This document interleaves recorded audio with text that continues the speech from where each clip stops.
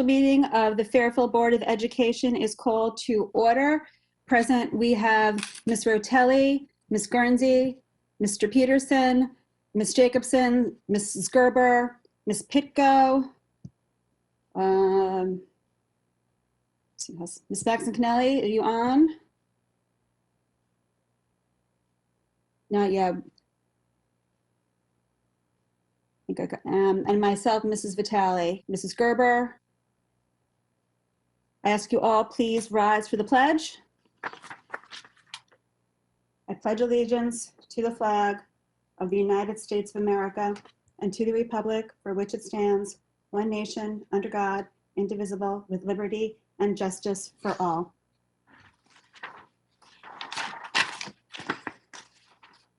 Okay, we will go to live public comment. Are our callers on the line? Currently, neither of the callers are on the line.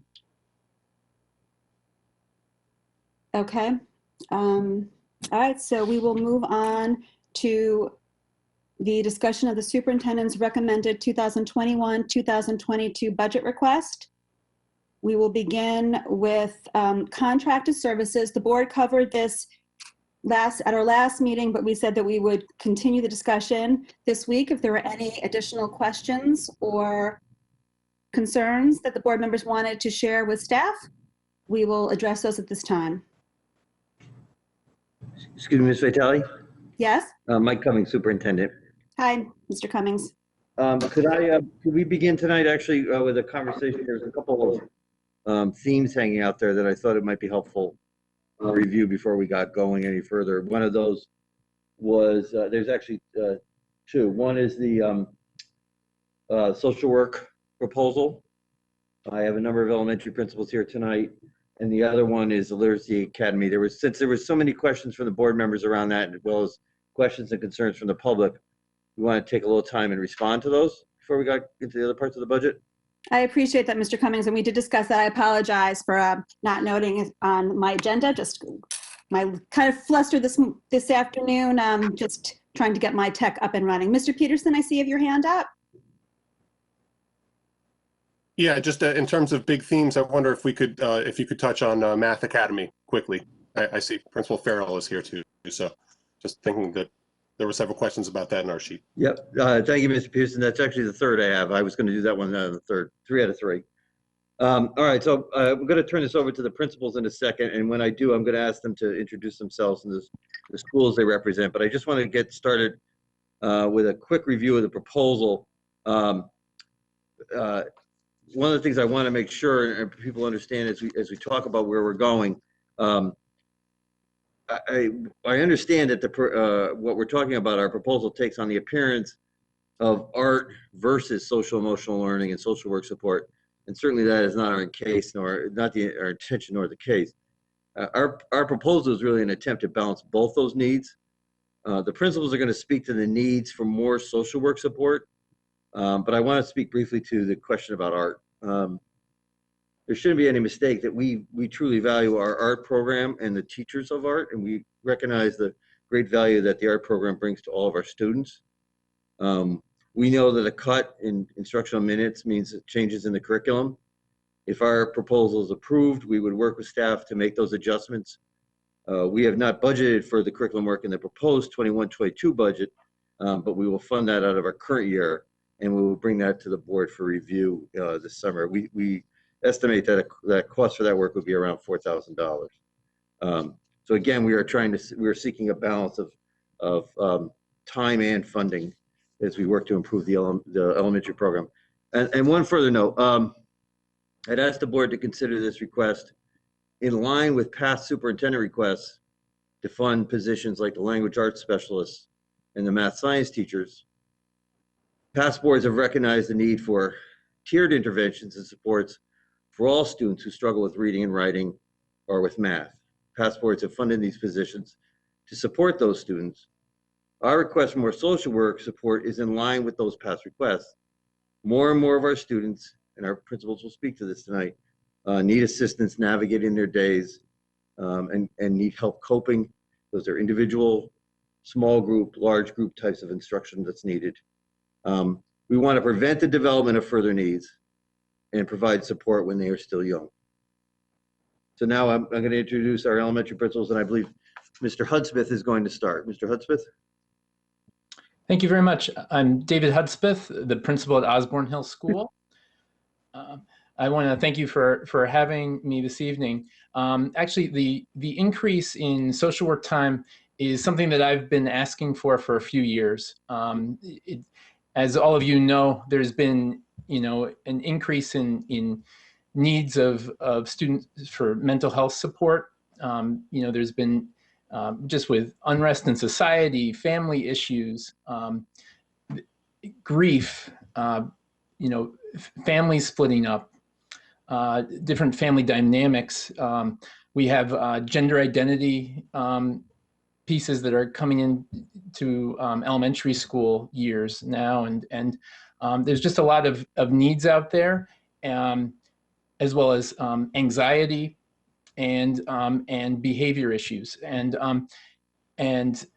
a lot of those pieces can impact a whole classroom or classrooms as we look at how students kind of manifest those issues in the classroom. And in my school, we have counseling support and support for students, and we have for students with IEPs and with 504s primarily.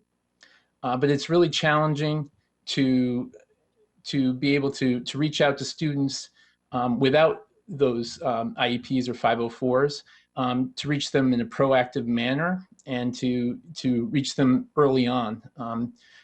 As many of you know, with children, needs can be very intense, and when we act proactively, we can help keep it from becoming a bigger issue.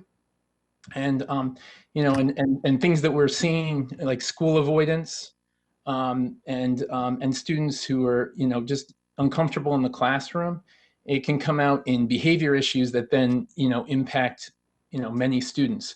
So that's where my need has really come in over the past years.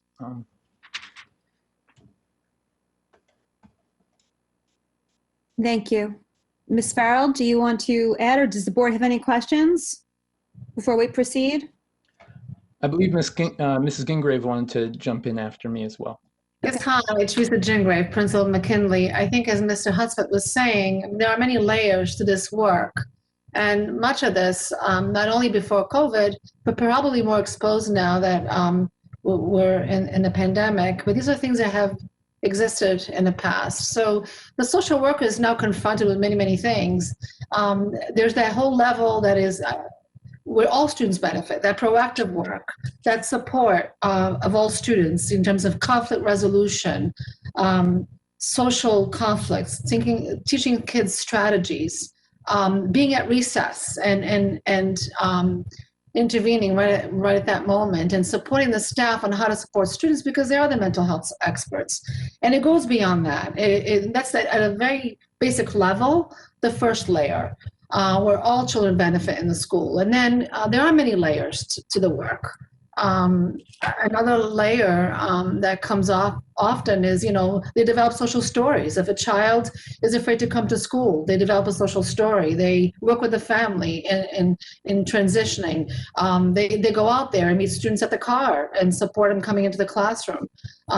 We have a situation with one of our little friends who would not come to school and, would be in the parking lot, and now this little guy is walking to school by himself and walking through the door with confidence. And that takes a concerted effort of teachers and the social workers working together to support all students. Additionally, with behavior plans, they have their thumb in that as well. And certainly at a very, at a third level of support, but also a very important level, just individual counseling that comes along with the work.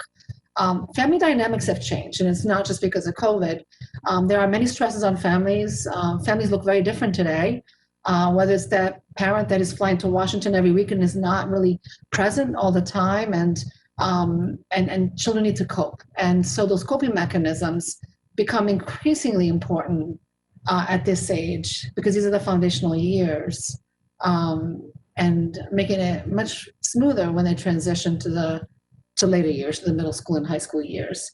And there's a level of training that they do with staff on an ongoing basis in the schools. So I'm lucky enough at McKinley that we have a full-time social worker. I have to say, undoubtedly, I don't know how the work can get done without that support in today's world. So thank you. Yep, and And this is Molly Farrell, the principal at Holland Hill. I think my colleagues have really said it perfectly. You know, when we think about the work of a social worker and you think about what do they do, I actually think more, what do they not do? They are a staff member who touches everything in the building. They're involved in so many important processes that we have in terms of reviewing students and their emotional health, their academic performance. They're part of so many conversations. But I think that there are a lot of things that social workers do that families don't know they do until they need them. And then once that happens, they think, oh my God, thank goodness these people are there to help my family, because they are a tremendous amount of support in the school, and they're a wonderful way to connect families to outside services who are not necessarily in the school system but are available in our community. And we've seen that time and time again. There are also, there are crises that take place in schools where we need a trained mental health staff member to respond to that crisis. And, we have a lot of highly trained staff in schools, but a lot of us are not mental health professionals. And we really need that trained eye on the situation to kind of help diffuse, help support families and students in that moment of crisis. And I think, the social workers' work impacts everyone, as my colleagues have said, because we know that they're there to help all children be available for learning. And sometimes, and there are many times where I hear parents say, they're complaining about other children in the classroom who might have behavior outbursts or something happening. Well, the social worker is one of the people who can support that child so that the rest of the children can know how to handle someone who might have behavior differences or communication differences in the classroom. But, a lot of times it's not something that's very public. It is very private work at times, and it needs to be that way. But it is a very, it's a role that tends to be very pervasive. And as I say, it can touch all processes in the building. We find that the social work role is absolutely crucial in our schools. And that's why we're advocating for an addition. Thank you for that, just like additional insight into what's happening in the buildings and some of the experiences of your students. We don't have that close look, so it's very helpful to have you here tonight. I'm going to take it to the board for any questions for our principals. Ms. Pitko? I'm not sure who wants to address this, but my general question is the responsibilities that the social worker would have by increasing their time there. Are they currently, these responsibilities like to our consultants that are BCBAs handling the behavior, the school psych, the principals, who's already doing this and we would be freeing up their time? I would say kind of all of the above. I don't know if anyone's time is being freed up, but there are often times in a day where there might be a PPT happening in one room, the principal's doing an observation in another classroom. The BCBA might not be there that day because they're not there every single day. They might be there half day here, a half day there. And there's a crisis that takes place in the building, and the social worker would be kind of the first line of defense to respond. But it's not as clean as they're taking a permanent job away or a permanent workload away from someone else. It's more like you have someone else that can rotate in and be there. And I think that's what Teresa Gingrave and I see is that having full-time social workers in our building, we feel like we have that coverage that other schools don't have. Does that make sense? I was going to add, the level of response is completely different. There's also another layer that they're involved in, which is an incredible amount of outreach to families. You know, in areas such as attendance and, you know, needs of family, struggles, death, loss, whatever it is that families face. And they do a lot of that work behind the scenes that there's no one in the school that by any means has the ability to do and do it well. And that training that they have is crucial. It's just pivotal for students. For me, I see it less as who's being freed up as far as staff, and more the students that I'm not currently able to proactively help that I would like to be able to by having the social work there. It's not in an attempt to free up other staff. It's more, you know, what are we missing with students right now? Thank you. Any other questions for Ms. Jacobson? Hi, good afternoon. Oh, good evening, I guess. Jen Jacobson. So thank you all for sharing your experiences, and Mrs. Farrell for pointing out that Holland Hill already has a 1.0, so you wouldn't necessarily, based on the information we'd be getting any additional time in the social worker. So I just wanted to point out for those who might be listening that there are already social workers in all of our elementary schools. This is just to increase the time that they are. So I don't know who can answer this question, but in terms of hours per week for these social workers, what is the difference between a 0.40 and a 0.4 and a 0.6 in terms of hours? I can answer that. Thank you, Ms. Jacobson. It would be a day. So every 0.2 is a full school day. Anybody going from Okay. 0.4 to a 0.6 is adding a day, or 0.6 to 0.8, same thing.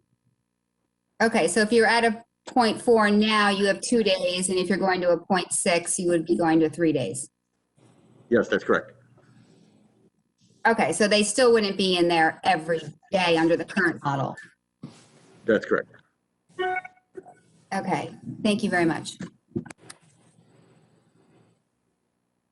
Any other questions for our building principals?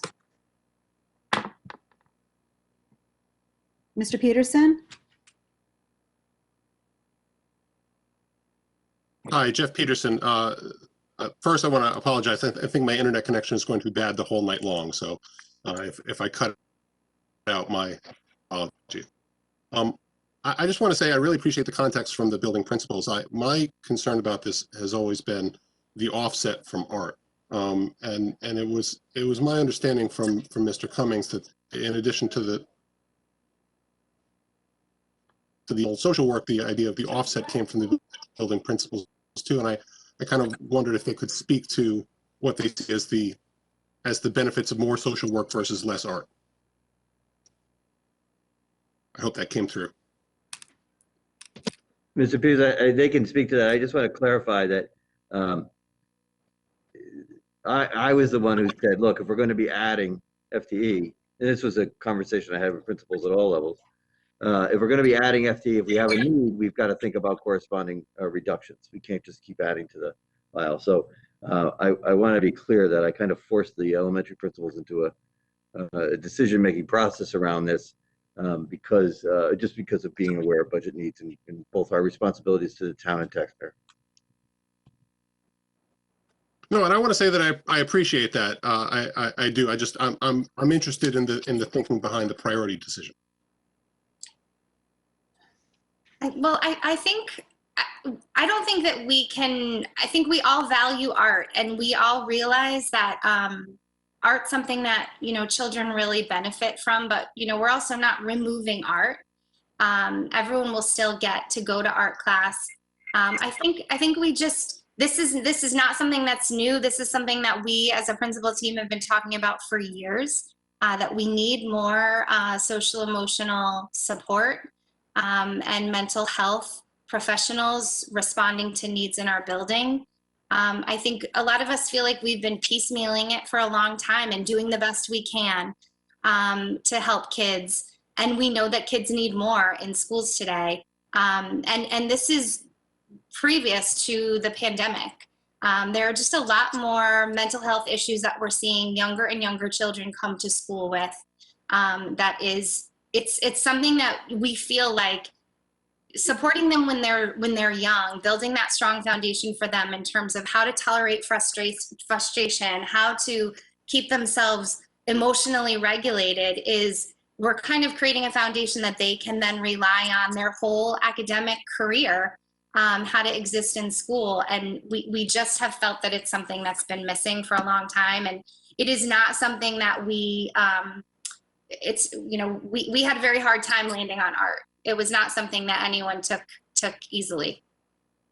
And Molly, I was going to add, it's not exchanging one for the other, but realizing that the need is great. And children who are regulated, who are stable, can access any kind of learning. They'll be able to access that art class. They'll be available for learning for the math and English language arts and music and our specials, which are all incredibly important. But before any of that can happen, children need to be in a good space for learning. And because of the different needs and what we've been facing as a nation, as a society, as a district, transcending, all schools, this is a need that is incredibly, that needs to be prioritized, because without that, they won't even be able to access safely that art class. So it's not minimizing one or the other, but simply putting out the facts and what we're facing in schools today. You are, however, giving them less of one thing. And I understand, again, I don't know that I need to be sold on the need for this. I understand the need of it. I hear stories from parents in the communities. I'm really just interested in why you think having fewer minutes of art is an adequate offset versus fewer minutes of some other subject area.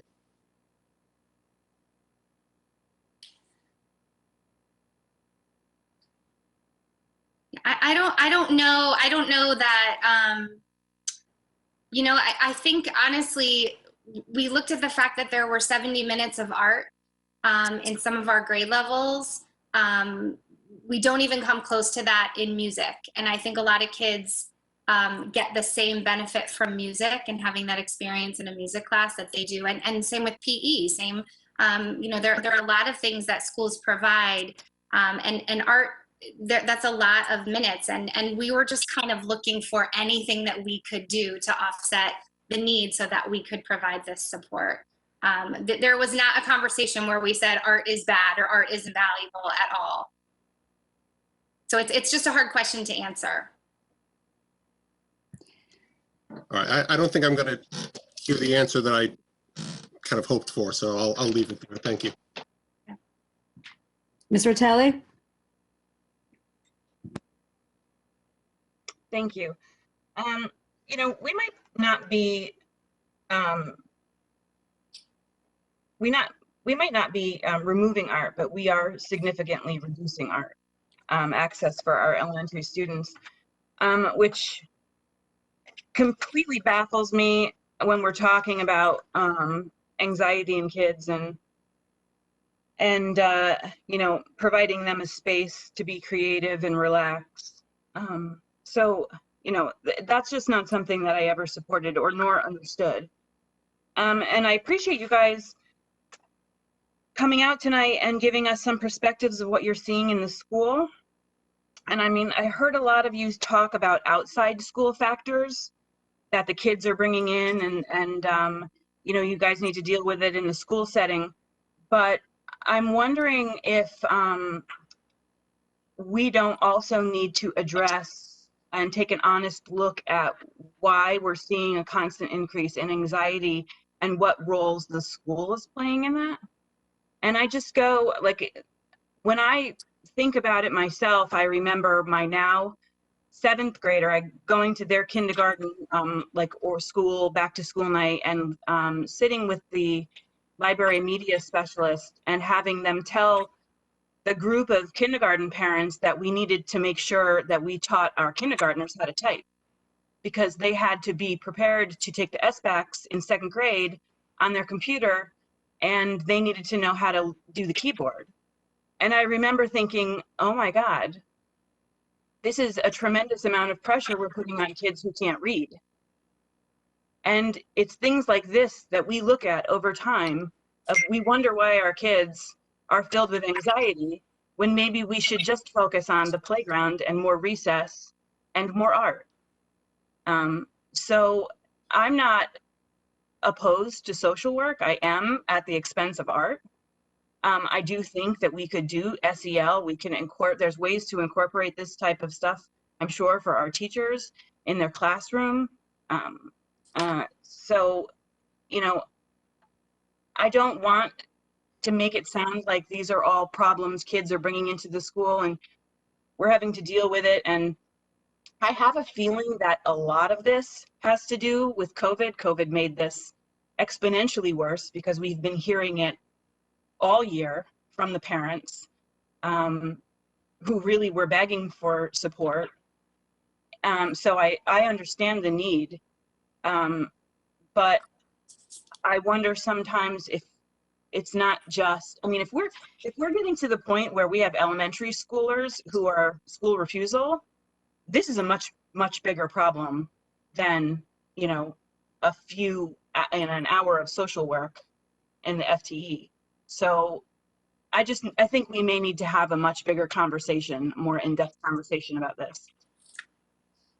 Mr. Tully, Mike Cummings, I want to respond to a couple things there. I think you're right. There are things that the school system continually needs to look and evaluate its practices to see how we are contributing to issues. But I would also urge the very same introspection on the community as a whole and parents as a whole.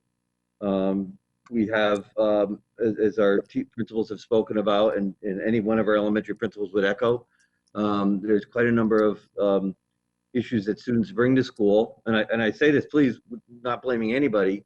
It's the nature of society today. There's just a lot of anxieties and pressures on all of us. COVID has certainly exacerbated this, but I think each of our principals has spoken tonight of that this has been a long-standing issue. I know Mr. Hudspeth and I had this conversation when he first became principal at Osborne Hill.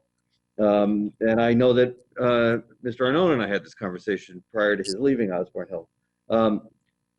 So those are things that I want to make sure that are stated. But one more piece I would add too as well is while we are certainly our classroom teachers build in SEL strategies into their daily instruction, and that's something we're committed to as a district going forward, really at all levels.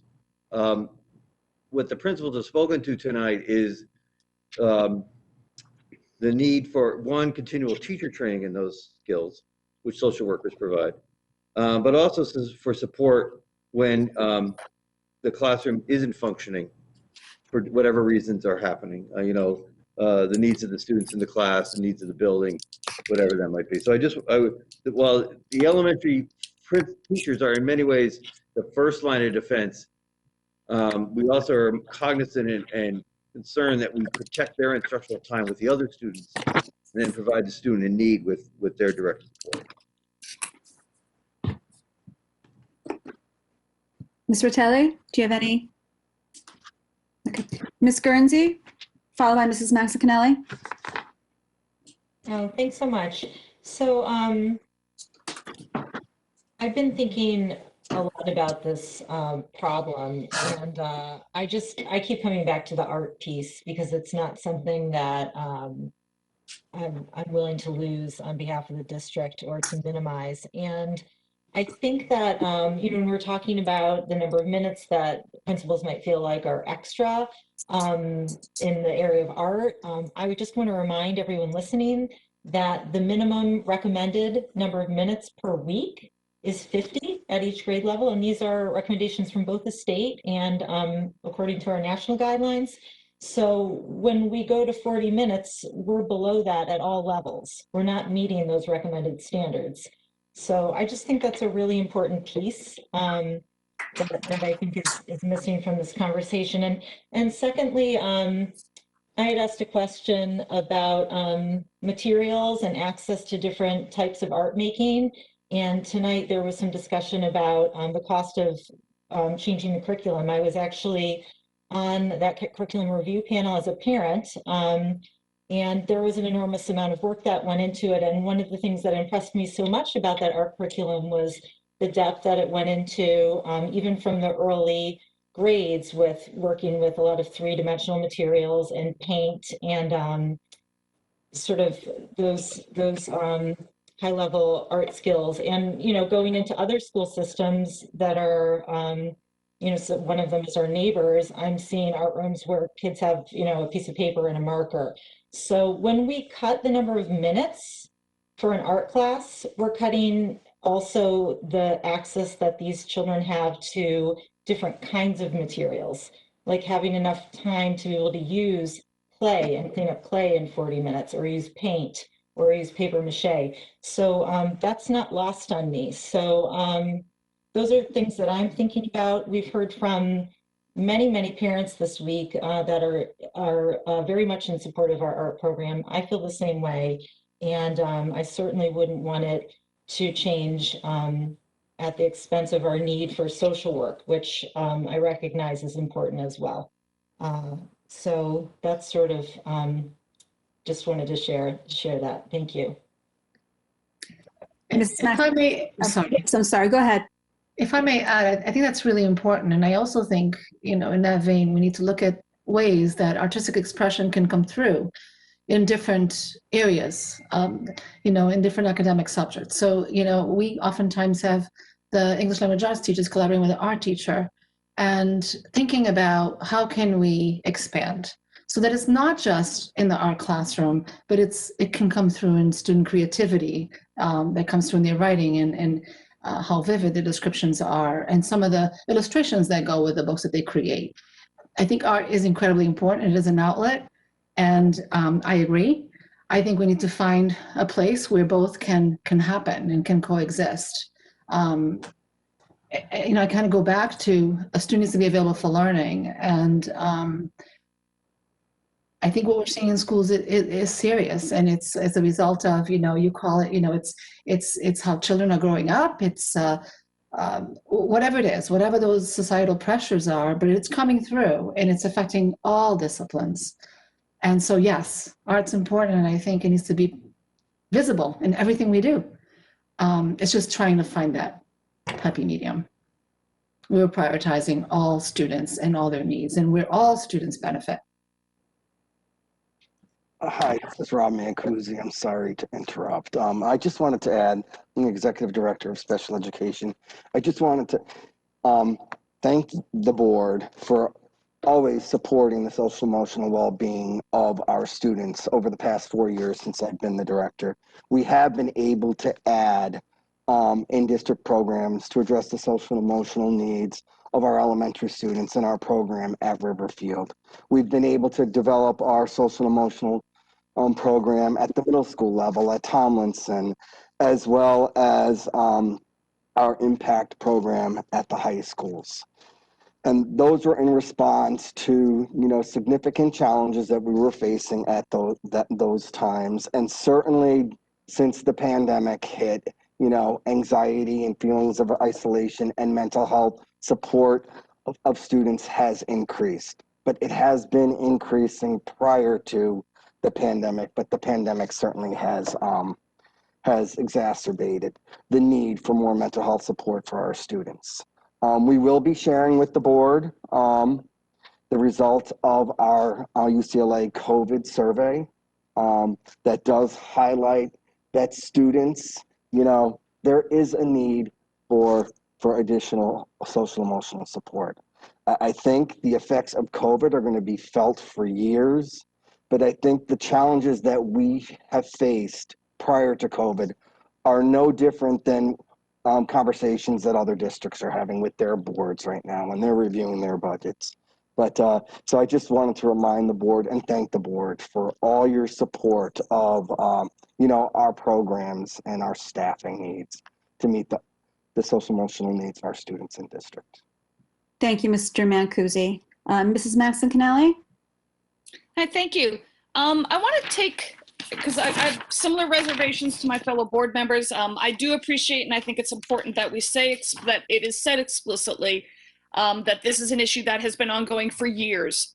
And that needs to keep being repeated, as other town boards would logically say, okay, but in a couple of years when COVID is past us, I guess you're going to go and look to cut this. And in fact, not until we see a need reduced. But I wanted to bring your attention to the second to last question on page 29 of our massive packet. And if anyone at home, my fellow board members, is working off of your computer as opposed to the hard copy paper, I can't help you. But the question, actually, I'm sorry, it's the last question. And that was the idea of somehow if the art reduction was due to a financial stipulation that this money had to be found in order to be added, then I don't understand why we reduced the 2.9.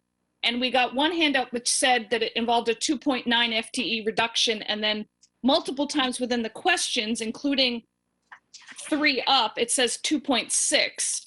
So confirming that it is a 2.9 reduction, that means we went 1.1 over what was financially needed to make this happen.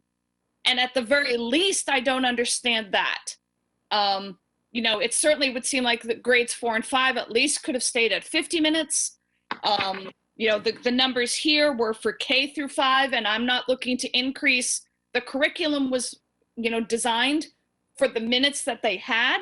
And so again, the key being, we cut more than we needed to, and I would be curious for an explanation of that. Thank you, Ms. Mexicali. I can answer that. Part of that was, there's a couple of reasons for that. One is to bring uniformity to, we were essentially using the minutes that the other specialist areas have in the elementary school. So if we were going to reduce the amount of minutes, we were looking for some equity with the other two, primarily music and PE, or library media, I should add as well. So we were looking for some equity in the instructional minutes there. And then the other thing was the greater aspect of the budget as a whole. So in knowing that we're, as we were working through the budget through December and into early January, being cognizant of the proposal we were heading towards, looking for other ways to reduce it. But the primary issue at first was, and really remains, the issue around bringing uniformity across all the specialist areas in the elementary.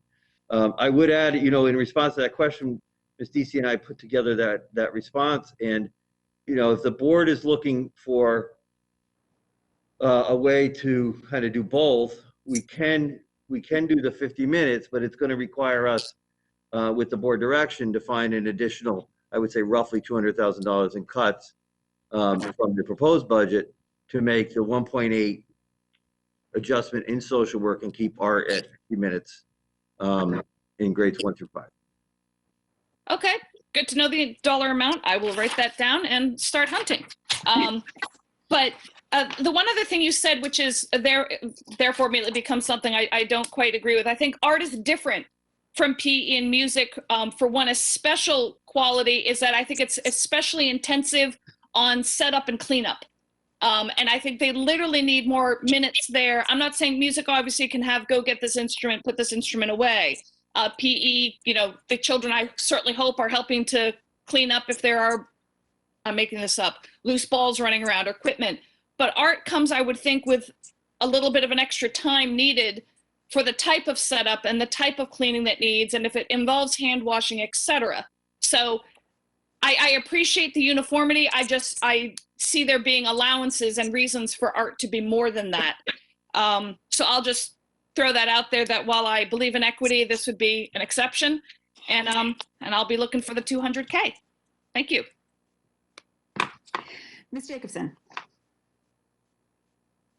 Hi, and Christine, I don't know if this is the right time to ask these budgetary questions at this point or not, or if you're saving it for that section, but just to piggyback on Mrs. Maxon-Kennelly's question. So in the documents that we've received, there's 3 different numbers in here. So we've got, it started out at 2.4, then it became 2.6, and then it became 2.9. So I don't think we answered, I don't think anyone answered, is it actually 2.9? It is 2.9. Okay.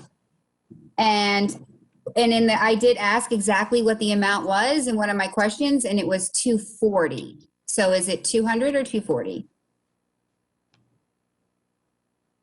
If the board wanted to put 1.8, if the board wanted to fund or told us to fund 1.8 more art FTE, it would be roughly $200,000. 1.8 FTE would be roughly. We kind of estimate for every FTE around $100,000. So that's why I say it'd be roughly $200,000. Okay, so then restoring the 1.8 would just keep everything the way that it is right now. It would, restoring the 1.8 would allow us to do, well, if the board were entertaining our proposal, putting 1.8 back into the art FTE would allow us to go 50 minutes in grades 1 through 5. Right, and we were cut 1.1. Okay, it was a reduction of 2.9, so. Right. I think what's being lost here, though, just correct me if I'm wrong, is we're talking now about 50 minutes versus 70 minutes in two grades. So that's where I think the discrepancy in the points on the FTE are coming. You're right, Ms. Ray. So if we were to go back to 70 minutes in 4 and 5 and 55 minutes in the other grades, it would be a full restoring the 2.9. Right, and that's 240. Yeah. Okay. All right. Thank you. I just wanted to clarify that. Thank you. Any other questions? Okay, seeing none. I want to thank the elementary school principals for their insights again on this. I'm going to ask you just to, Ms. Farrell, Ms. Pitko? I have a question for them, but it's not about this topic. Yeah, I'm just going to ask. I just want to make sure you weren't telling them they could go. No, I wasn't. I was going to ask you to please stay tuned, just in case, because I know that we do have some questions about Math Academy, and we appreciate their insight. So I appreciate them joining us and giving us that insight into just the needs of our students. I think that we don't necessarily appreciate just every little person that comes into your building has their own story and their own challenges. And I appreciate the work that you do and understand the need for additional support. I also appreciate the concerns expressed by my fellow board members about the importance of art. So I look forward to continuing this conversation throughout this meeting and at our next meeting. I just want to take a minute. We had for public comment, one of our callers that had registered is now on the line. So if the board, seeing no objections, if we could just allow for that public comment, and then we can move on to the next topic. So, Mr. Coffin, are you still on the line? And if so, can we unmute him so he can give comment to the board?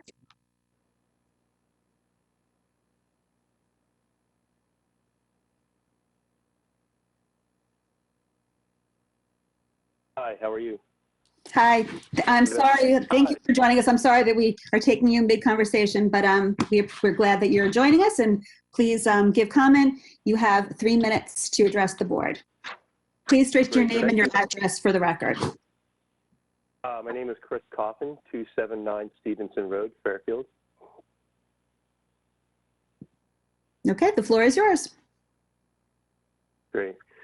Thank you very much for having me tonight. I just wanted to make some comments on the need for art in the day of the elementary school kids. I'm a 25-year art educator. I'm the former district head of performing arts for performing and fine arts for Edgemont School District. Art is therapeutic. Students continually come to our classes and use it as a safe space, kind of a respite from their academic day. And if we lose that, if we cut back on that, we really are cutting back on socio-emotional health.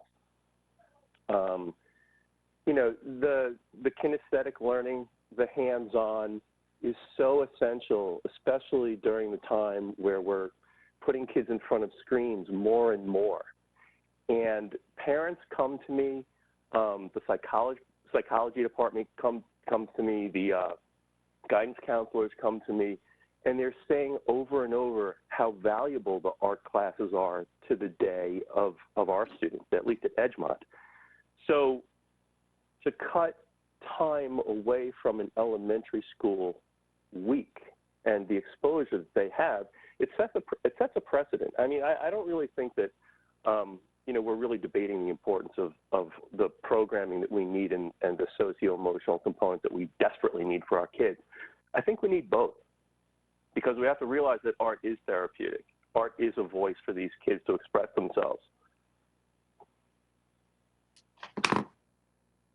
Thank you. Thank you for those comments.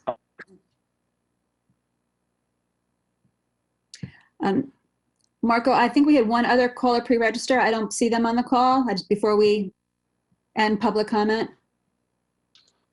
Yes, they never actually called in. I was watching for them to call in during the meeting. Okay, thank you. And thank you, Mr. Coughlin, for that comment. All right, we will go back to our discussion. Mr. Cummings? Yes, Mr. Mancusi is there were some questions around the Literacy Academy, and Mr. Mancusi has a couple slides that I'm going to share, and he's going to speak.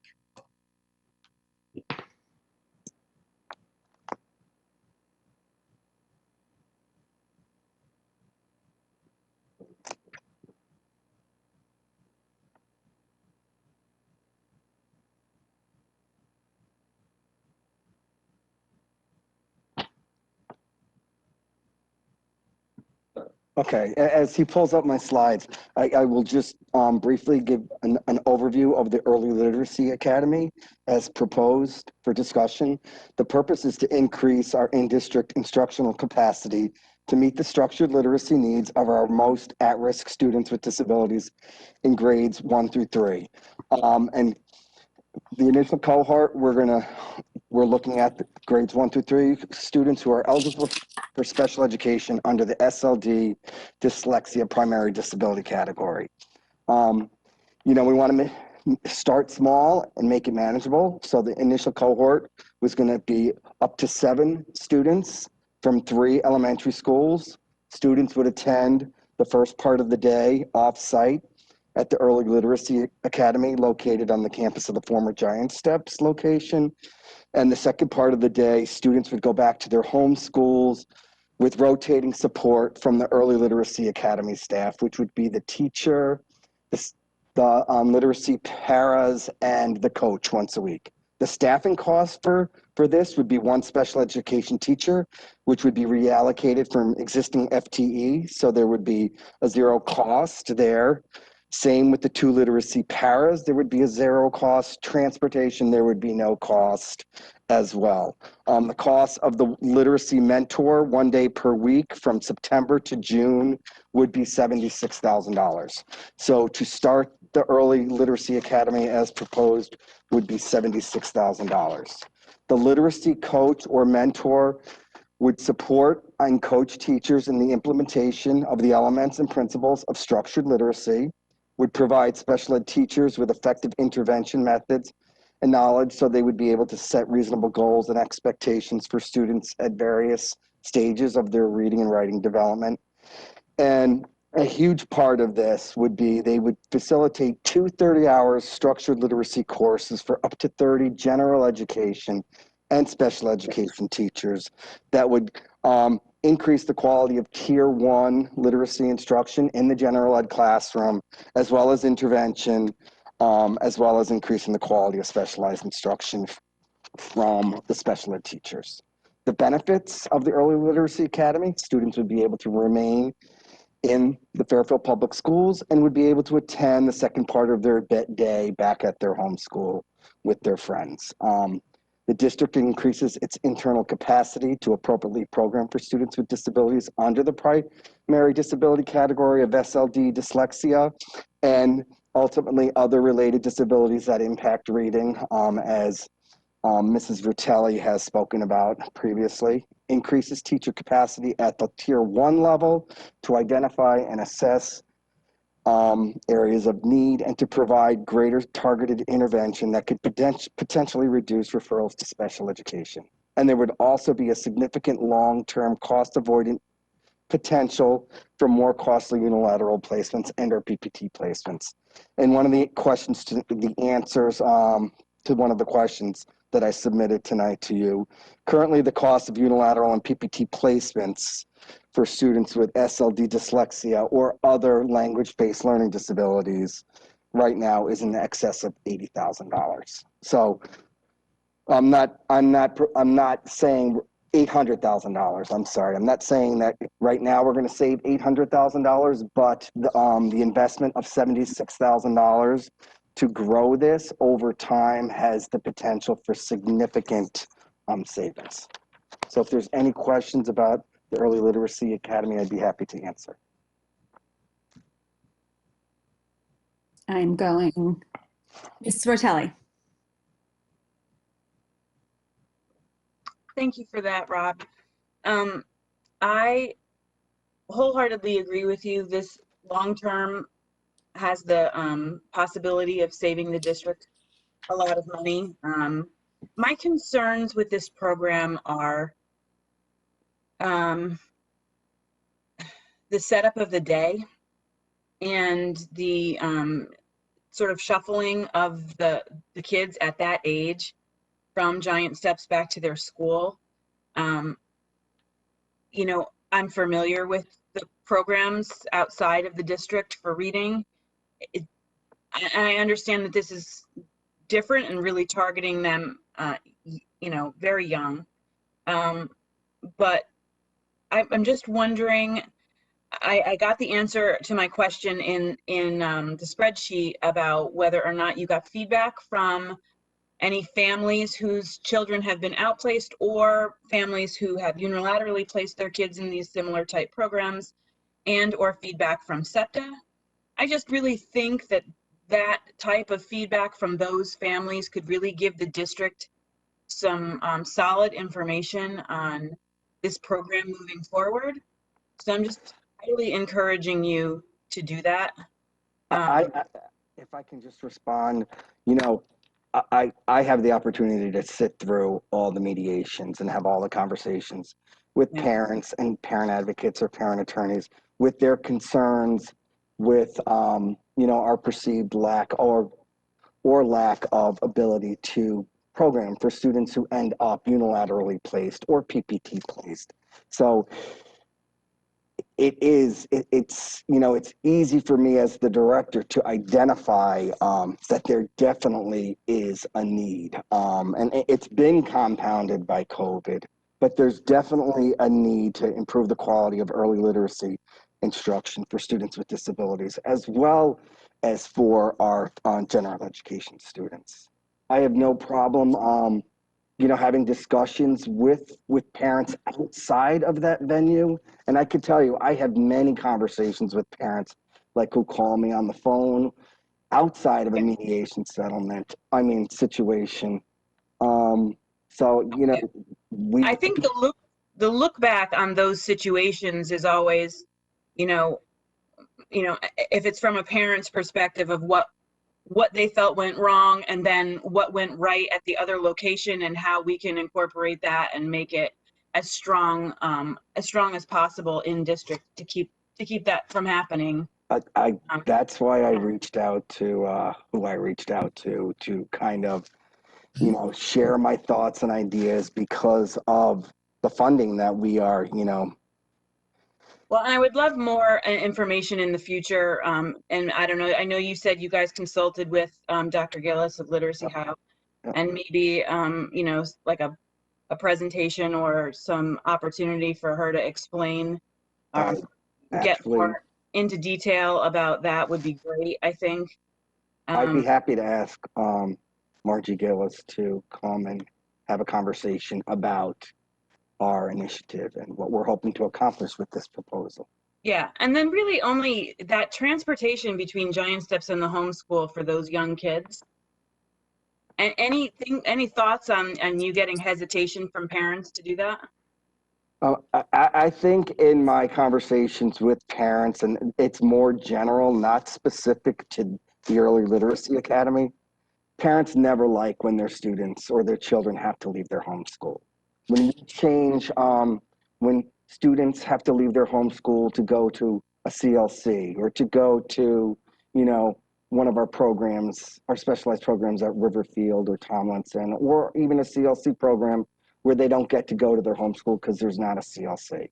It's always a disappointment. We really. Yeah, I wonder if it wouldn't be more palatable if it was at one location. I think the structure of that math academy is kind of ideal. You know, that's less transition for those kids, but that's it. Otherwise, I think, you know, this has great potential for the district. So are you putting up for thought, perhaps holding or housing the program at one elementary school? I just think the less transition for those students, the better. Okay. And, you know, potentially keeping it, you know, as I like the idea, if it were my child anyway, of that math academy model where those kids received the embedded instruction in every subject all day and in the same location. Understood. Thank you. Thank you. Mrs. Maxinelli, followed by Ms. Picca. Thank you. I agree with Mr. Ritelli regarding the transportation concern. That's why I'd asked the question. From the way you'd been phrasing it, I thought the 3 feeding schools had already been identified. And all I was thinking is that if that was, you know, that could be a haul especially for a first grader, not as much a third, but, or alternatively, if they went and were there all day, and that was their program until they had achieved a level where they could be returned to their home school. But the important thing, I think, for the board in these next couple of days is, as this is a budget discussion, not a programmatic one, the dollar signs were what we're in. You had kind of had it in the verbiage, but having that on the slide was really helpful, is that I fully support the expenditure of this in the budget because it's getting us the consultant who is needed to go into the schools. And that the setting up of the Early Literacy Academy is essentially the zero. And obviously we know that there's, you know, dollars here and there for that. But the significant expenditure is for the consultant to come in to better equip our staff to treat the needs of these students. I mean, it's exactly what I asked on a separate question regarding speech. Why are we having to outsource so much of this? And it was very clear that it's because our staff was not equipped to meet their needs. And thus I asked the question, well, how do we get them that training? And that's exactly what you're looking to do here with early literacy, so that the $76,000 expenditure, whether, you know, if somehow this spring it turns out, you know what, maybe we're not ready to pull the trigger on the academy, the $76,000 expenditure is still necessary to equip our staff to better meet the educational needs of these students. And how utterly remiss of us if we don't focus on that at that young age. So very enthusiastic about supporting this. Thank you. Ms. Picca. Mr. Mancusi, thank you so much for that presentation. I echo a lot of what Mrs. Ritelli and Mrs. Maxinelli said. I have just a few questions. I'm very excited about the fact that Dr. Gillis from Literacy How is helping us or consults to shape this program. I don't see her fee as a consultant in with the program, so I'm wondering if that's somewhere else in the budget. That is the fee. For her coach, the coach and the mentor is the cost. In my questions in the packet, thank you for answering them. I want to echo again what Mrs. Ritelli was saying.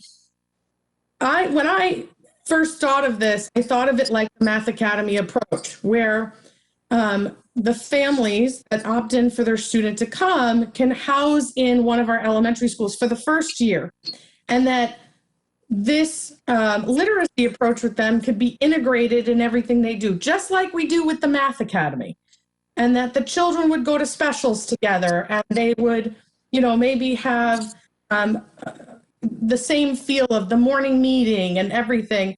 I get nervous that the program not fully being developed in its first year, and we want to see such great success, that we might not see that if we take them and put them in giant steps. Maybe we can do that next year with more children, and we can get ready for that space to be appropriate of what it needs to be for them. But the idea that they could stay in one school and a few of the other students from the other school can opt in to go to that school and be part of that community like the Math Academy. I think it's great that we're training other teachers, especially to identify students in grades kindergarten and first grade, to identify any literacy issues. It's food for thought. I really think the program would be way more successful if it was in one elementary school and students opt into the program. I know you identify them, but opting in is a huge key here. Yeah, I thank the board for your input, for thought. The thought was the 3 schools was a manageable number of schools, and between the 2 30-hour courses and the students who are would return to their home schools with a staff member, the staff members would rotate from school to school. So you'd have a literacy para go to one school, a literacy para to go to another school, the teacher go to another school, and they would rotate. And then the coach once a week, that second half of the day would rotate as well. But, you know, I thank you for your input on considering the one site, similar to the Math Academy model. But Mr. Mancusi, I think it's important to remember that we're talking, Math Academy classes are larger than what you're talking about for this program. You're talking about 7 children right now. So in terms of the special ed teacher, I'm assuming that special ed teacher would then go back into rotation in the school district in the afternoon after the literacy academy time is completed? How is that? It would be an all-encompassing program. They would get their intensive instruction in special ed that first half of the day, like in a self-contained setting. And then the teacher and the staff would go back and work with the general ed staff and the coach to kind of learn the methodology that's being utilized in the self-contained or the pull-out setting. So really this FTE that you're identifying, that it's not as if we did not move this forward, we would have an extra FTE. No, it's that existing FTE would FTE that allocate. Ms. Jacobson. Thank you. Just a quick couple follow-ups. The $76,000, does that cover the 30-hour courses? Yes, the 76 hours is the 1 day a week from September to June of coaching, and then facilitating the 2 30-hour courses for up to 30 staff. And is that, which would include special ed and general ed staff. And is that, I know in your slide it said general ed and special ed, so is that 30 each or 30 total? It's 30 total. The idea is to work with the special education teachers who would work with the students in the school, and then the general ed teachers who would work with the students in the school to increase capacity at both the special ed and general ed tier 1 level. Okay, and then you said that the paras and the sped teacher would rotate to the 3 schools. But I'm assuming if there's 7 students, they may not necessarily be in the same class. So are they then also sharing time? The students go back in the afternoon? Like, this isn't a 1-to-1 ratio here. No, but that's why we're looking at grades 1, 2, and 3 right now. So we would have to, once we identify the students, there's going to have to be a planning meeting between the principals, our staff, and Literacy House staff to put all these pieces together. Okay, so they wouldn't necessarily be with these students when they go back in the afternoon to their home school all the time. Not all the time. Right. Not all the time. Okay. Yeah. And just my last question is, I know that this is a kind of a small pilot, 7 students, whatnot. And we got the answer in our packets that the pool here is 87 at the current time. So can you just speak to briefly from a future perspective going forward? It's $76,000 this year, but just the bigger vision in its full bloom. What does this look like? Well, we're starting at 1st, 2nd, and 3rd grade. We know that we already have many unilateral placements and some outplacements for students beyond 3rd grade. So the overall, like, down the road vision is to catch, our at-risk learners, our readers, like, early, to prevent referral and determining eligibility for special education so we can meet their needs at the tier 1, 2, or 3 level, and then to expand beyond 3rd grade into 4th, 5th, 6th grade. And so We at know- that point, would they still be going, all of those students from throughout the district would, in your vision, would still be going to Giant Steps for that? No. Or does this become no. mandated at each elementary school going forward? We would have to look at different sites or house them more in district. Okay, so it will come with the FTE in the future.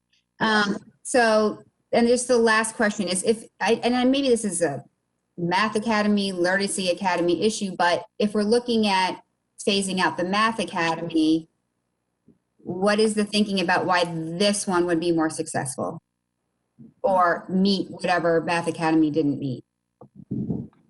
I can't respond to the Math Academy. The only thing I can respond to is there is definitely a need. No, I understand that. Yeah. Maybe that's a question for Mr. Cummings. Okay. Any more questions in the Literacy Academy, Ms. Jacobson? No, just if he could answer why Math Academy versus Literacy Academy. Well, we're gonna hold questions on the Math Academy. I don't want it when we address the Math Academy. So we'll hold that question when we get to the Math Academy. I mean, I think it's just a different population and a different need. And right now, what we're trying to do in terms of setting up a program to keep kids from being outplaced. But we'll continue that. I'll let Mr. Cummings answer when we address the Math Academy. Ms. Guernsey, you had your hand up.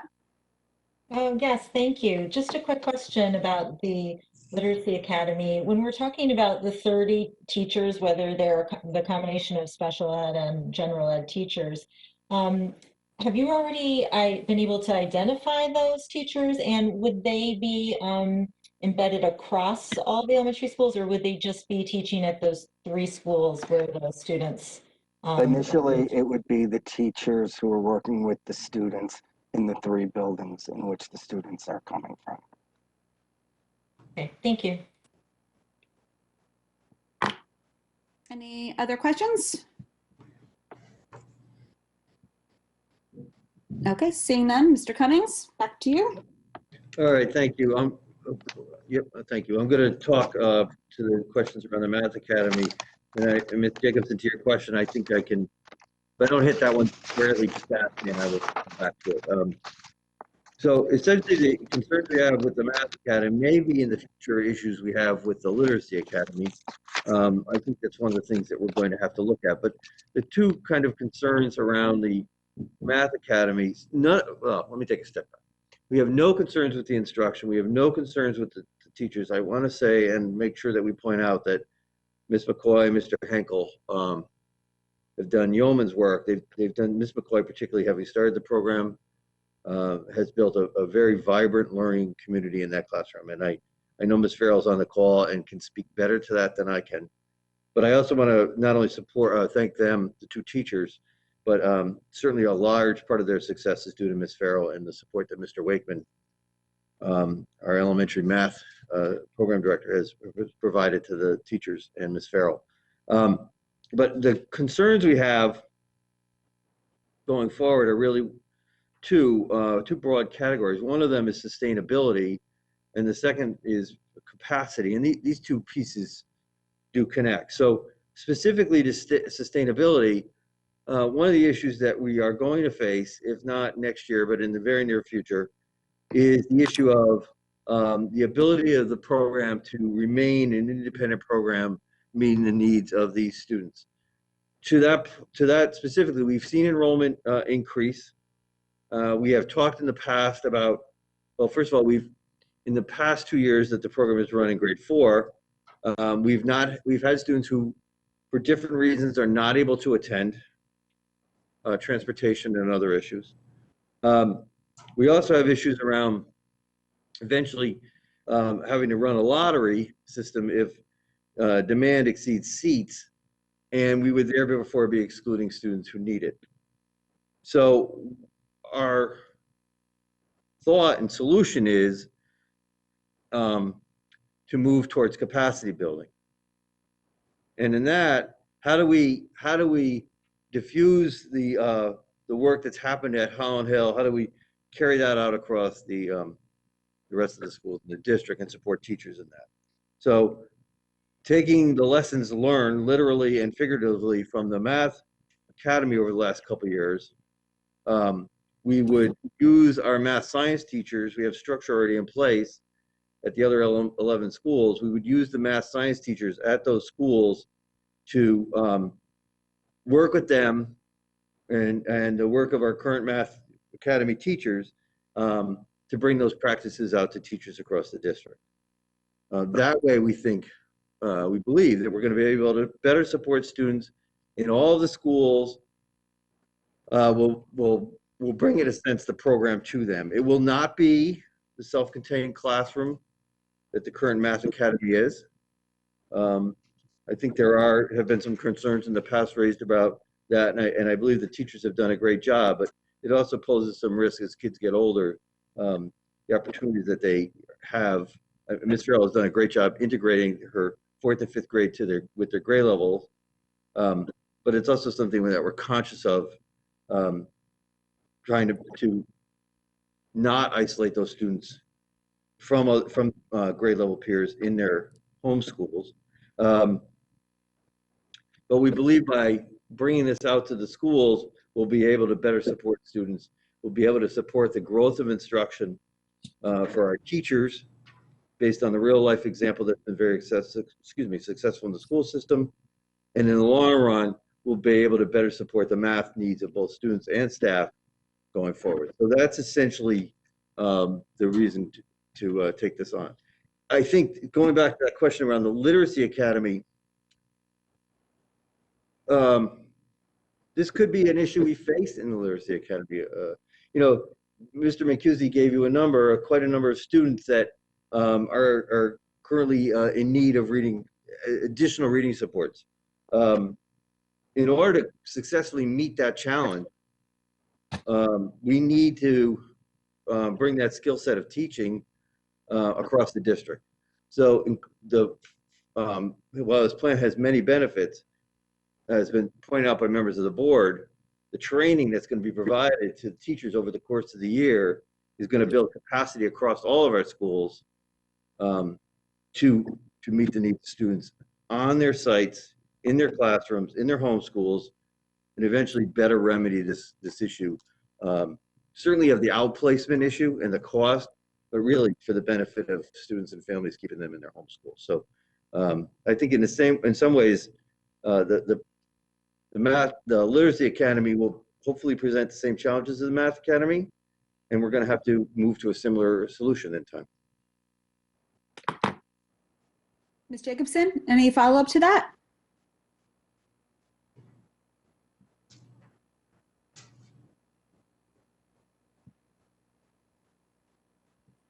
Seeing that, Mr. Peterson, I know you had a question before about the Math Academy, so you're up. Thank you, Jeff Peterson here. I switched to a backup device, so hopefully I'll be more understandable. I just want to say I'm not going to rehash my past objections to this program. I have always thought that I had hoped that it would be a laboratory from which we could take positive results and spread them to other elementary schools. So on that basis, I am pleased. I really just want to say on a process point, I brought this up in the questions, but I think it's important to bring it up in public meeting. I don't know that something that the board has voted for twice over the past couple of years should have been revealed to us in the answer to a question about the budget. I think that this should have been brought to us very specifically. And I think you've addressed this elsewhere, but I just want to kind of set expectation.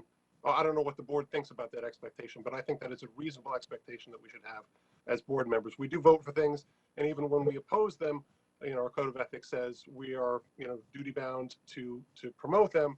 I try to take that seriously, and so I was a little blindsided when this came up in this fashion. And I just wanted to say that I do appreciate all the work that's been done on this, and the very good intentions, and the very real need that this was meant to address.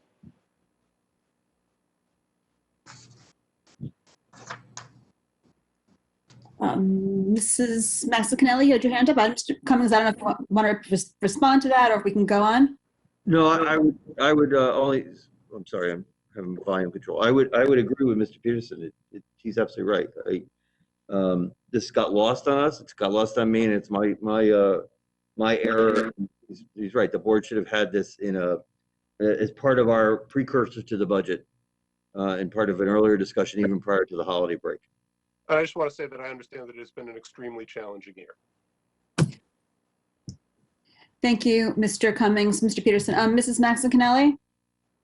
Yeah, and in that lengthy answer, regarding of all of the backstory, I did actually miss, and so if you said it, I missed it, and if it wasn't said, then I'm asking for it, which is a very targeted answer for how then are we meeting the needs of these learners? We identify, and maybe I'm wrong about the number, we identified 90 in last year who qualified for consideration. We ended up with exactly what we'd asked for, which was growth. We ended up with 21 students and families committed to this. And knowing, as we know, as Mr. Mancusi already referenced, our families do not like to leave their home schools. And 21 families out there not only believe that Mrs. Farrell and her staff had built an amazing program, but we think there are lots of programs in this district. These are families who know that their homeschool is not meeting the needs of their child. And under absolutely no circumstance can a general ed teacher differentiate their instruction and meet that need. And if I hear someone argue that, then they better get, the gloves on, because it's, Mr. Wakeman is wonderful. He can do lots of things. That's a level of differentiation that does not happen in a general ed classroom. I believe these kids have to get pull-out services for that. Every bit as much as if a student had a PPT that mandated it, which is obviously leading the witness in terms of telling you what I'm looking for, but what is the district's plan now to meet the math learning needs of these exceptional learners?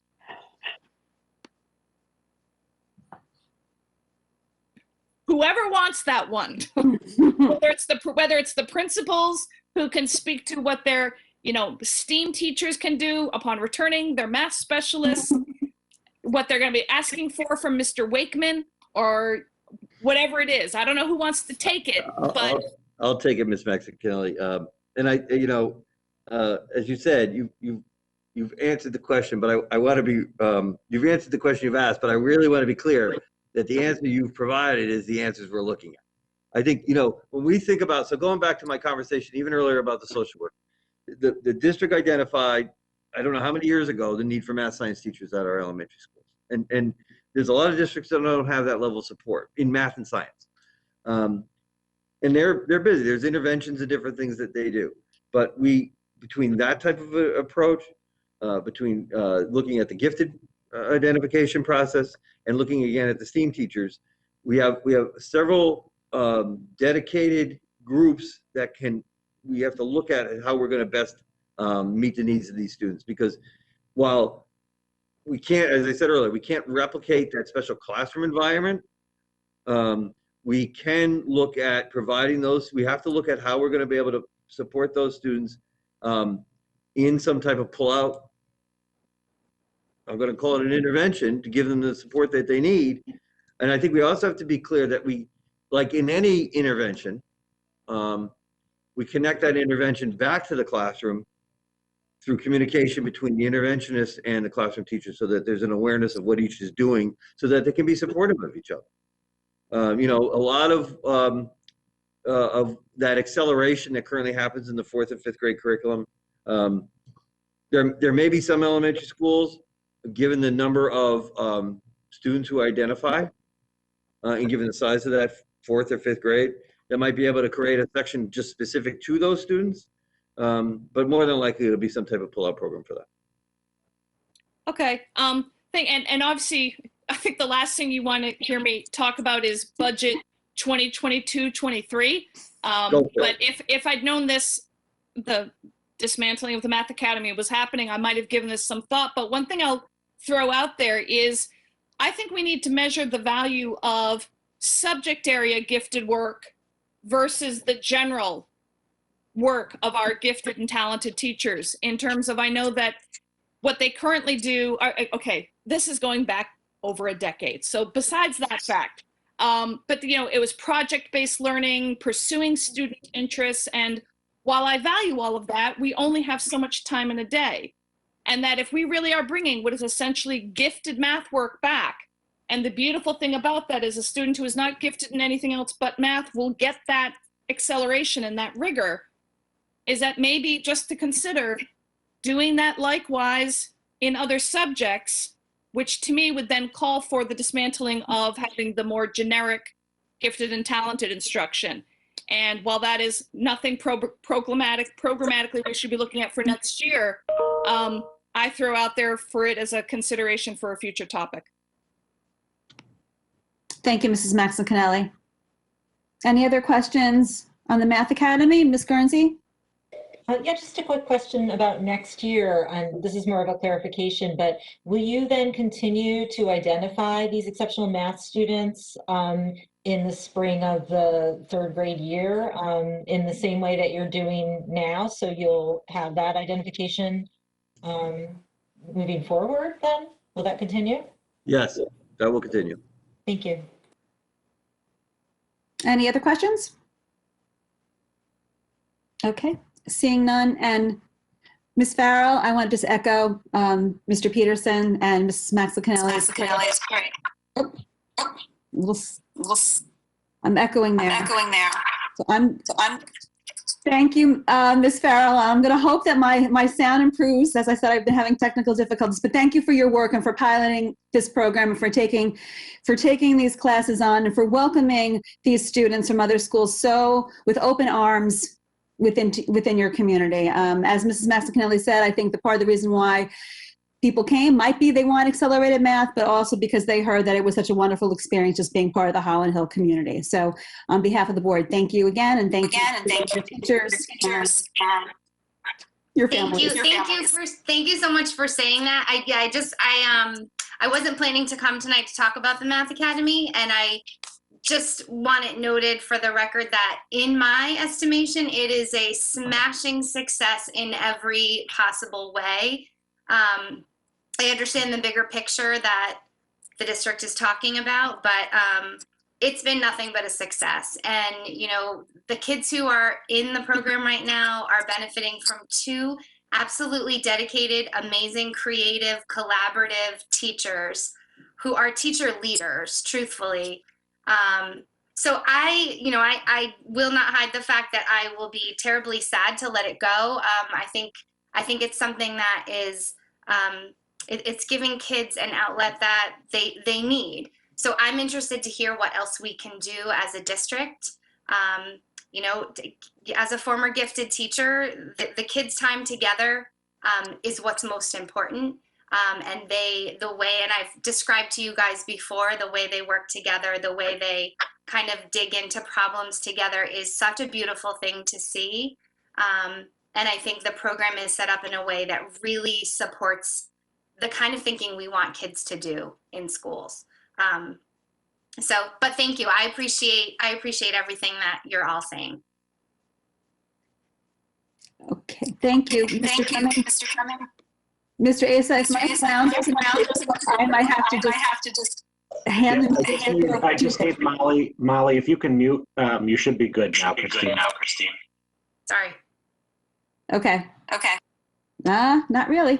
But Mr. Cummings, anything else, or can we move on to? We can move on. Okay.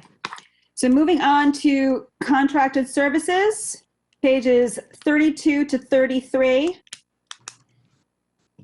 Take any questions about this?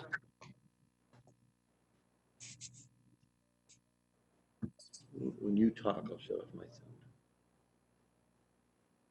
sound. Ms. Jacobson. In contracted services, I don't know if everyone had a chance to read all of the documents today, but we got an answer to the teacher residency program from CREC regarding the fact that there is no commitment to stay with Fairfield after the residency portion is over. And I just want to express that I find that really disappointing. You know, I don't know if there's been feedback given to CES or CREC around this, or if other districts are kind of expressing the same concerns around that.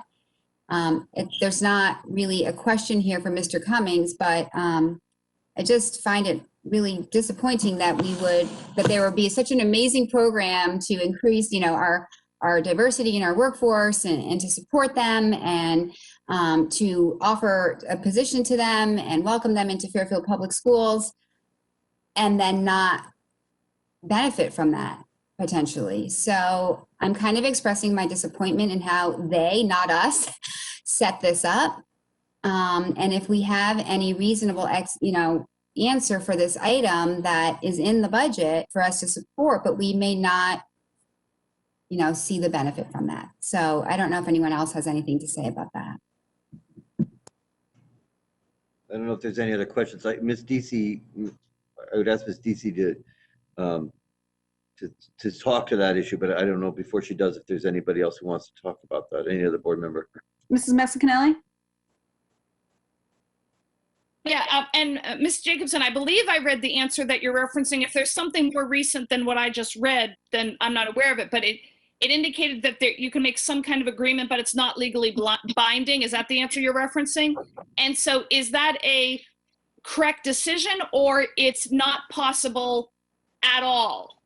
Like that it's illegal to have an expectation of that if a district helps to fund something like a degree, they cannot expect a commitment of time back.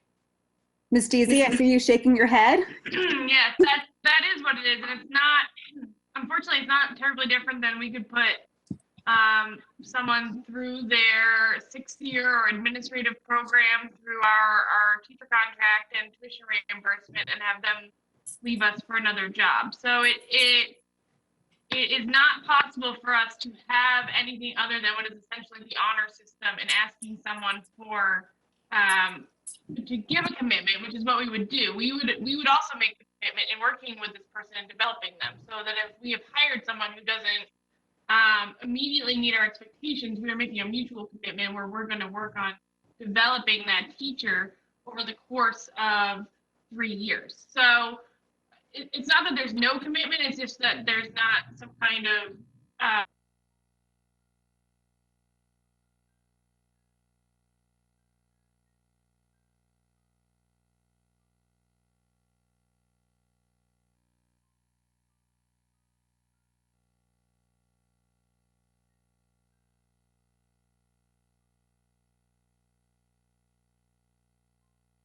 well, I guess I just had one last follow-up to Ms. Deasy was that I work in a district that has a 2-year requirement. So either we're just getting lied to or there is some way around this. I don't know if that's your residency. No, but that there's a requirement that when you get funding from the district for a 6-year degree or of anything of that nature, you can get money for that, and that comes with a commitment to the district. Probably negotiated in the contract. I would also say though that's not necessarily, that would be common practice in other industries that I know of. So I'm not sure if this is. I would be curious to dig deeper into this because I do know for a fact that there's many industries that have requirements that you either stay on or you pay it back. I mean, did just to follow up on my question though, originally, has there been any feedback to CREC or CES on this and how it was set up and, in terms of this issue? I am sure that there has been feedback that districts are hesitant because of this issue. I think though that at a state level, the funding that CREC is hoping to get for this is meant to increase the minority teachers across the state. So to some extent, I think that might not resonate with them as a major issue. But the state's not paying for it. They do have funding for it. The residency program? Supposedly, there's a chance that we would be able to get funding for this. Oh, we just don't know that right now? Right. You know that by Thursday? No, I don't think so. Ms. Pitko? Do you have any insights from just being our CES rep, if this has come up in any of the meetings?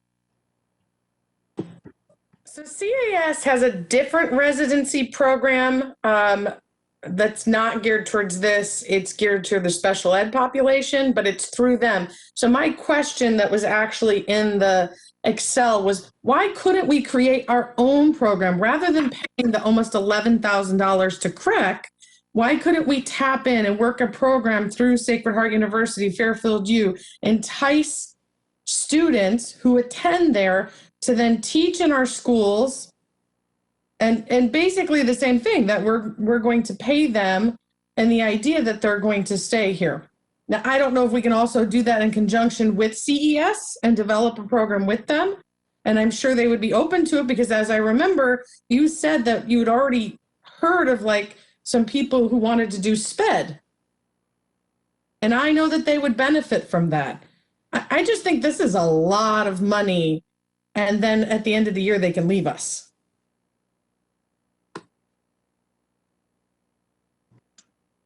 So I don't know which part of that you want me to respond to. I don't know if you can respond to all of it, or if Mr. Cummings has to jump in on it, but my question really is, why couldn't we work with CES to create our own program? Work with Sacred Heart University and our Fairfield U students, rather than give all this money to CREC. I will attempt to answer that, and Ms. DC, please follow up on anything I might miss. But I think that this program that CREC has developed is specifically geared to teacher candidates of color. It's not something, and so it takes into account the circumstances under which those prospective teachers, their backgrounds and needs and supports that they need. I don't believe that those of us in Fairfield Public Schools are able to provide a comparative level of support. The idea of working with Sacred Heart, Fairfield U around teacher candidates and placing them in our schools as student teaching, we do that now. We can continue to do that. I think our principals are always on the alert for high quality student teachers that eventually would become part of our school system. I think the larger issue that we have to face as a school system is increasing our, not just in this program that we're talking about with CREC, but increasing our talent search and increasing our the ways in which we look at candidates to attract a larger, more diverse pool. Yeah, so that's certainly, I'll just jump in.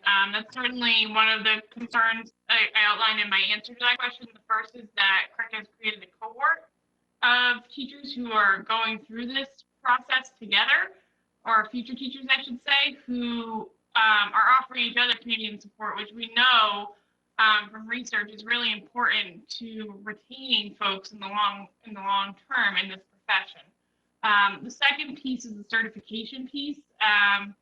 We could try to work with CES. That's not something that I was aware of before tonight, but the certification piece is huge because it allows people to obtain their certification through this accelerated program that CREC has worked out with the state office. So between the cohort and the certification, as well as creating this program, the reality is that would probably take much more staff time than $10,000 worth of hours. So it's certainly possible, but it's not that it wouldn't be without a cost at some kind in terms of staff time and FTE. I would just like to ask that you both reach out to CES. Actually, part of what I'm going to relay on during our committee liaison reports is all the things that CES is trying to do right now. For instance, they're working with Tom Mooney, helping CES to draft practices for equity in employees. There's a number of programs they're working on. I just think it would be more. We do have a committee who's meeting with Tom Mooney tomorrow on that through CES. So we are involved with them on that work. I was not aware of the teacher residency. No, I'm just saying that I think it would be better in the long run to give $11,000 to CES to work on this program, because in the end, I'm sure the $11,000 somehow would come back to beneficially in our district. I just would like that someone call them up and see maybe if they have a program, a teacher residency program, you know, reaching out to minorities.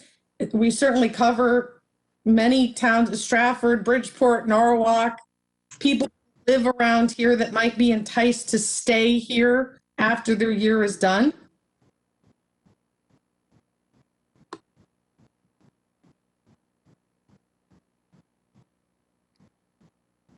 Ms. Deasy, can you just check with CES, make the phone call? Yep, absolutely. Thank you. Any other questions on the teacher residency program?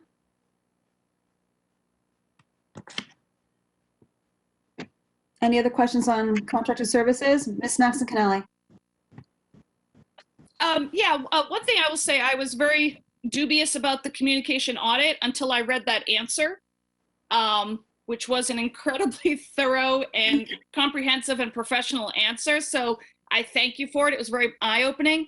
The one question I had about it is that as we talk about collaborating with the town, I think something that would make this expenditure especially palatable for other town bodies, is this something that we can partner in with, for example, the first Selectwoman's office, you know, of doing this as a townwide communication audit, part being focused on us and part being focused on the town communication, if that was something that had ever come up in conversation, and do you think it's worth pursuing? It has not come up in conversation, but if they being the town, if they were open to it, we certainly would welcome the partnership. I think that there have been times, particularly during the past year, I think about both the field issues and obviously the pandemic, where our reliance on certain departments like Department of Public Works and the Health Department, where joint communications and consistent themes would be a great benefit to everybody. So we would certainly, if we're going to go down this and do this, I would very happily reach out to the First Selectwoman's office and make that offer. Thank you. Ms. Zapika?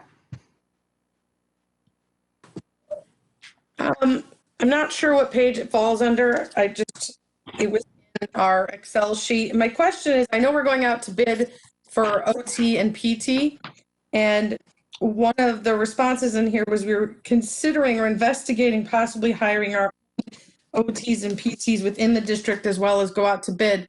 My question is, has there been any kind of analysis of would it cost more money for us to hire our own OT PTs? And then the same question, our contract with BCBAs. Would it be more beneficial to hire our own BCBAs versus bid out? Mr. Mancusi, Mr. Cummings stepped away, so I don't know if it's you or if you can offer any insights, or if we need to send this to Ms. Deasy or Ms. Mansell. No, I would be happy to answer this question. We have gone out to bid for our OT-PT services. As you know, this has been, our cost for OT and PT has been increasing since I've been here. We are getting many questions about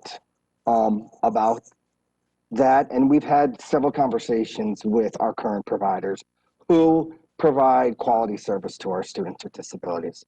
I just felt it was incumbent upon us to see if we could get a better rate without decreasing the quality of service that we get. So the last I heard, we should be hearing by the end of the month from several agencies who are going to bid for our OT-PT contract. There was up to 13 agencies across Connecticut who have inquired about specifics. So additionally, we are looking at the potential for estimating or figuring out what the cost would be for if we hired our own OTs and PTs. We've reached out to several of our area colleagues in area districts who have OTs and PTs as part of their district. We are going to wait to see what the cost of the contract is, or what the result of the bid process is, to see if we could use that information to figure out a projected FTE. And all of this is to see if we can get the same quality of service at a more cost-effective rate. In terms of BCBAs, we do have our own in-district BCBAs. In terms of the support that we have for our CLC programs and the contract that we currently have with the Center for Children with Special Needs, I will say, in my opinion, as the director, that is the most specialized and valuable contract that we currently have for professional services. They do all of our training of all of our staff on for our CLCs. They do the training and the follow-up training to allow our ed trainers to become ed trainers, our paras to become CLC paras. Their training mirrors that of the registered behavior technician training and oversight. They do the recertification training. So that contract, they've actually froze for next year. We are not going to see an increase in that contract. So that is a professional service that is so specialized that we've not gone out to contract on that yet. Thank you, Mr. Mancusi. Any other questions on contracted services? Ms. Jacobson. Thank you. Yeah, just a quick follow-up, if I can, to Mr. Mancusi's comment on PT and OT. Again, just looking for the bigger picture here, since this is a sizable increase over just the last 2 years, you know, well over $700,000. Can you just speak to, you know, what's happening in pre-K or birth to 3, and how those services are being delivered at this time, you know, or just what your feeling is on, you know, the etiology of this at this point? Is this, you know, less play, like just, I don't know. I will say just, and this is just speaking in generalities, because this was an area that was highlighted and you know, flagged to take a future look at when we got our special education audit back 3 years ago, I believe it was at this time. We do have regular conversations on service delivery model, whether it's one-to-one or small group, whether it's push in or pull out. The number of evaluations that we continue to have, particularly in the area of occupational therapy. So I think all those issues have, you know, contributed to an increase in costs. And again, I want to, you know, say that our current service providers from Rehab Associates provide excellent quality of work. It's just, we needed to take a look. I don't feel comfortable with the rising costs, just accepting that without going to bid to take a look to see if we can get the same service for, you know, for a more cost-effective price. And then to see what that would be compared to if we we're able to figure out, you know, what in-district FTE would cost, and if that would be an additional cost savings versus contracted services. Okay. I don't know if that answered your question, but I was looking more just from the earlier years, you know, in terms of you're talking about more about the service providers. I'm talking about the needs of our students. And, you know, if there's an increase there, is birth to 3 identifying early enough and getting the handle of that before they enter into the elementary schools? well, I think the process is when, you know, we get our birth to 3 students, will come in and then we will develop our evaluation. A lot of our birth to 3 students are being evaluated and determined eligible for occupational therapy services. Okay. and speech services. I will say we're also going out for contracted speech services out for bid. That's for, speech is a shortage area, and we often have to contract for speech services because we have many staff who might go on leave for many reasons. And, we have the IEP hours to cover. So it's not necessarily because they don't have the skill set, because they do. It's because we don't have the staff to fill or to cover leaves, for example, a maternity leave or a long-term illness leave. So that's where we reach out to agencies and try to contract their service. All right, thank you for that. So my other question in contracted services, Mrs. Vitale, was around the middle school stipends. And I know that, there's going to be a little bit of a reduction there just because of budgeting reasons, not because we're cutting anything, but I just wanted to reaffirm that these reductions in that area don't equate, according to our middle school administration, any reduction in any activities, clubs, ability to fund them throughout the year, et cetera.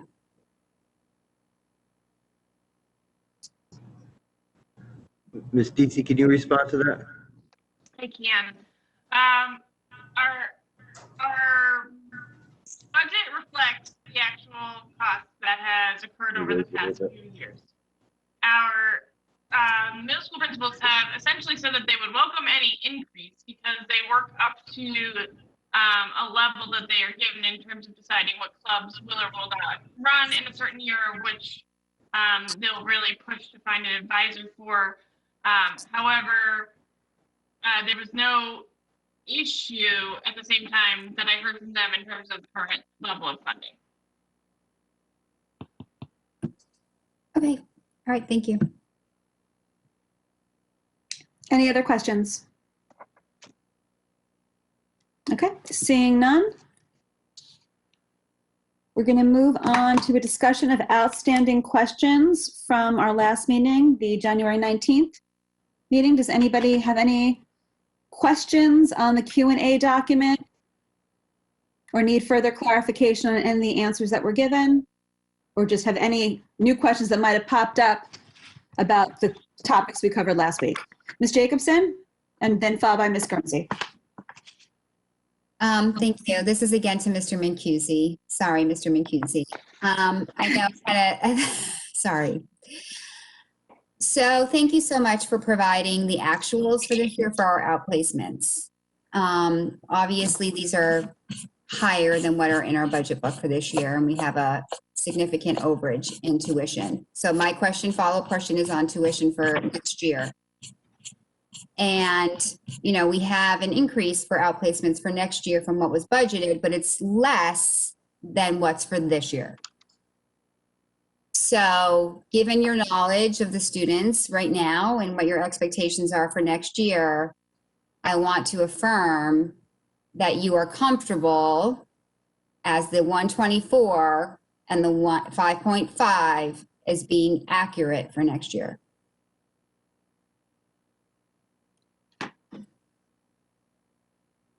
Okay. Hi, Rob Mancusi, Executive Director, Special Education. I thank you for the question, and I understand the question perfectly. I will tell you, during COVID times, we have been challenged. As I reported, in our initial projections to our actuals right now, 15 of those have been due as a result of COVID, as a carryover from last year, because we were unable to meet our closing obligations of a settlement. And then we had an additional state agency placement. So that number is 138. 15 of those are a result of COVID and an additional state agency placement. We go through our process this year, as we do every other year, is we look at our current students who are outplaced. We project with our coordinators who is graduating with a diploma, who will be staying with us, and then project any outstanding students that we may think are potentials. This year, The number is pretty discrepant. Part of that is due to, we're going to be getting less excess cost reimbursement, over $400,000 less this year than we projected because of COVID. Next year, our projection, which is based on non-COVID conditions, it's 986,000 plus more. So we're getting nearly $1 million back more in excess cost reimbursement. Additionally, we are entering into many settlement agreements where the cost share of families is significantly higher than in the past. So, and these decisions are made deliberately with attorney input based on our, our exposure, it's the term I always use, or our risk, and what the risk would be to, go to due process and what that would cost. So based on the process that we've always followed, the question is much appreciated, but we do feel that is, reflective of what we expect for next year when we made that projection. Okay, thank you. And thank you for the question, Mrs. Jacobson. Ms. Guernsey, followed by Ms. Picco. Hi, thanks so much. I'm not sure how difficult this question is, but I attended yesterday the reopening committee meeting, and I was sort of surprised in the part of the meeting where we reviewed the document that was the reopening committee, the reopening document. It didn't actually include a plan to fully reopen the schools with all students in person. And so I guess what I'm wondering is, how can we be assured that we've budgeted for this, the full reopening of our schools, if for some reason it doesn't happen this year, which I certainly hope it does. But without that plan, how can we be assured that we've budgeted for whatever costs might be additional to the $300,000 for limited PPE? That's my question. Mike Cummings, Ms. Guernsey, I'm not sure I understand what the question in the sense of what would be the additional cost that you would foresee beyond what is in our typical operating budget. Right. So my question is just based on the lack of actual plan to bring 100% of our students back to school. The plan doesn't seem to exist, at least not in that document. So without knowing or seeing that, how can we be assured that there aren't additional costs associated with bringing these students back? Well, in the current reopening plan, I don't know if I would agree that we don't have the actual details. Essentially what has to happen, as we've discussed before, is the issues around how we're going to address lunch and the social distancing in the hallways, classrooms, things like that. So while I wasn't at the meeting yesterday, I understand there was discussion around the barriers and things like that we may need to put in place for lunch at all levels.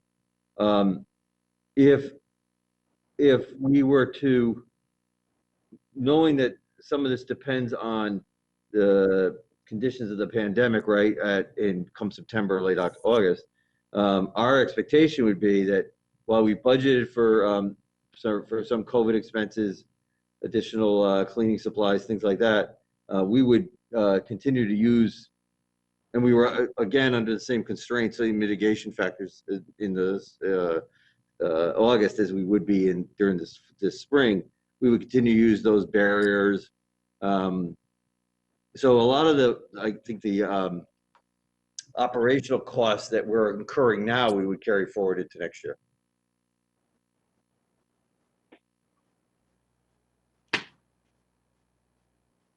Ms.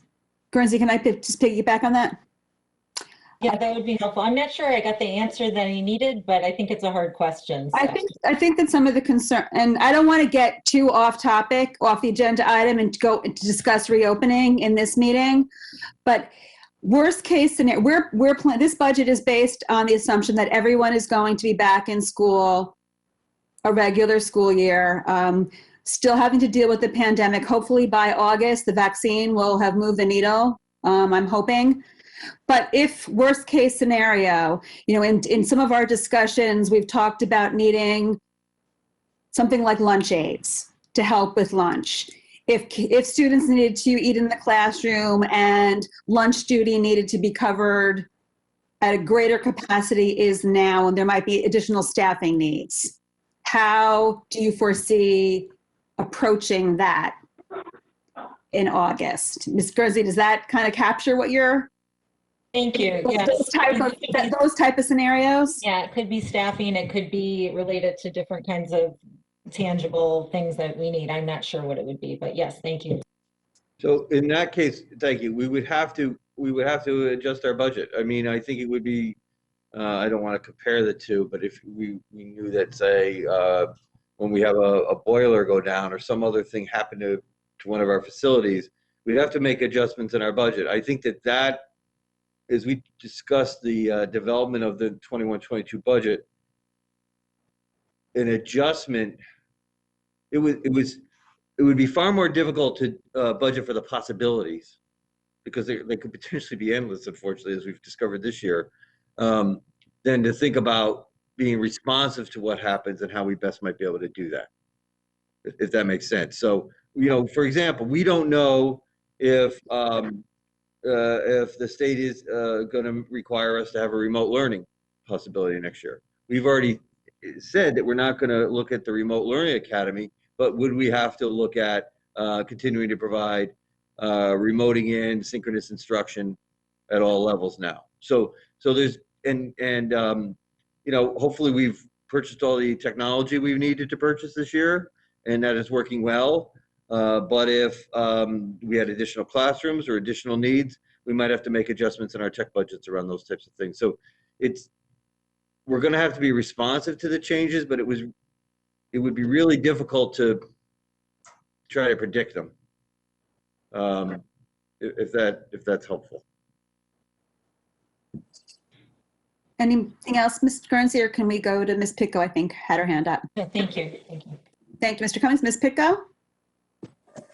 So I have a couple random questions. Mrs. Vitale, you had asked a question that it was about, were any classes in the programs of studies not offered in 2020, 2021? And the list really jumped out at me. I was hoping somebody could speak to this.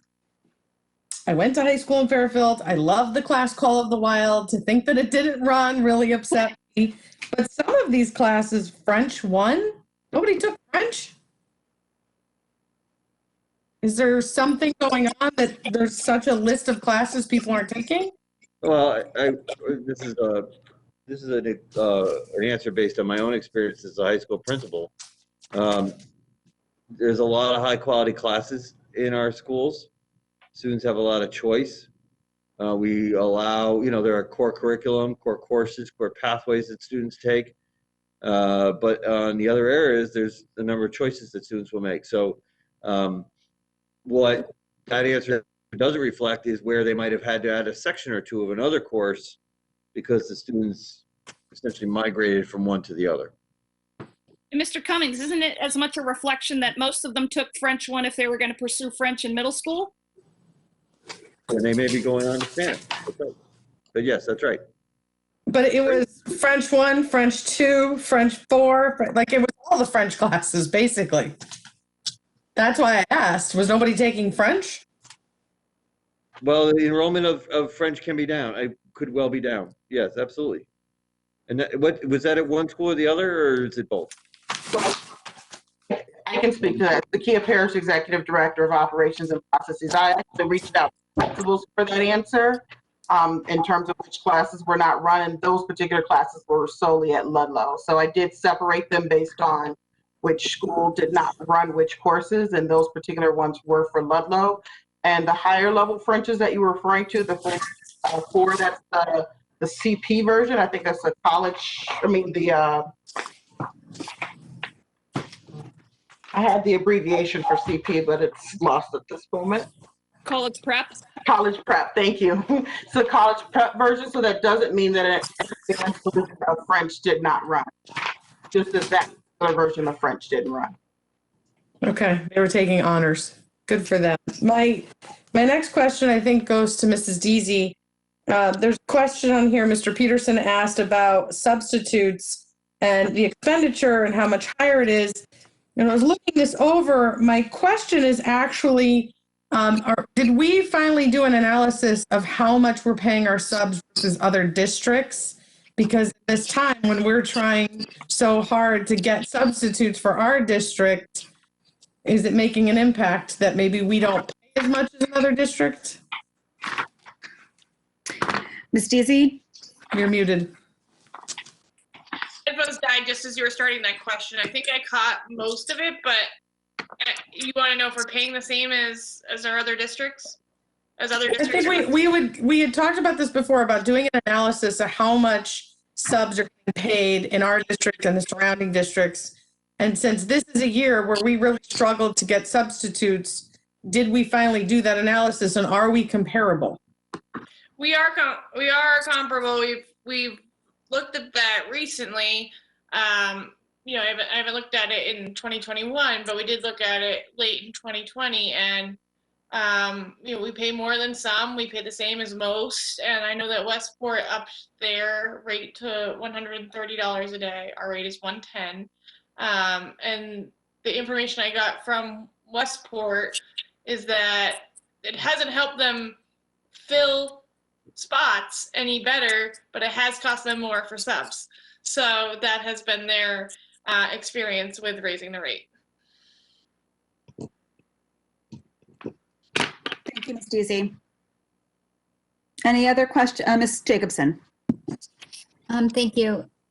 This is actually a clarification to a question that Mr. Asa asked, and if anyone wants to follow along, it's on page 19 of the packet at the bottom, and it's around staff salaries. And I just want to clarify from Mr. Asa first before, Mr. Asa, when you asked the question about staff salaries at the high school and, what would be the impact of a 3.0 FTE reduction, the answer that was provided to that question was solely in the realm of classroom teachers. So I'm wondering, is that what you meant? Did you mean classroom teachers in that question, or was there other staff that you were thinking of? Because the answer that we were given was that, we would have to increase class sizes, maybe eliminate some electives. So that to me read that it was a classroom-based answer. So just, could you clarify? Sorry. Oh, yeah, no, I can clarify. And that question was geared to predominantly classroom FTE, okay. But if you go further on into my questions about talking about the structure of the high school, I was getting at additional FTEs, non-classroom teacher FTEs there with that question. Okay, all right, thank you. I just wanted to make sure that there wasn't another answer in here that we might have been looking for. Thank you. Okay, Ms. Max-Canelli. Yeah, and I have about, I think, 6 or 8. So sorry. I'm not sorry. I take back that apology. I've got to find my dog-eared pages. All right. Okay. First question. Oh yeah, this is on page 16. And again, this is not huge bucks, but it's definitive bucks. In relation to Mr. Peterson's question, I think, Mrs. Vitale, I think the note in red was written by you. And if this was answered in the part of the meeting I missed, I apologize. But this was asking about cutting a number of 2,900 down to 750 to Mr. Angeles. I don't know if that got answered.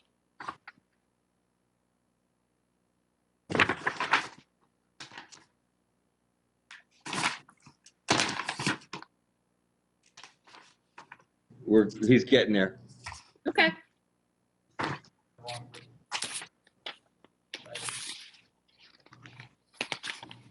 You want 16?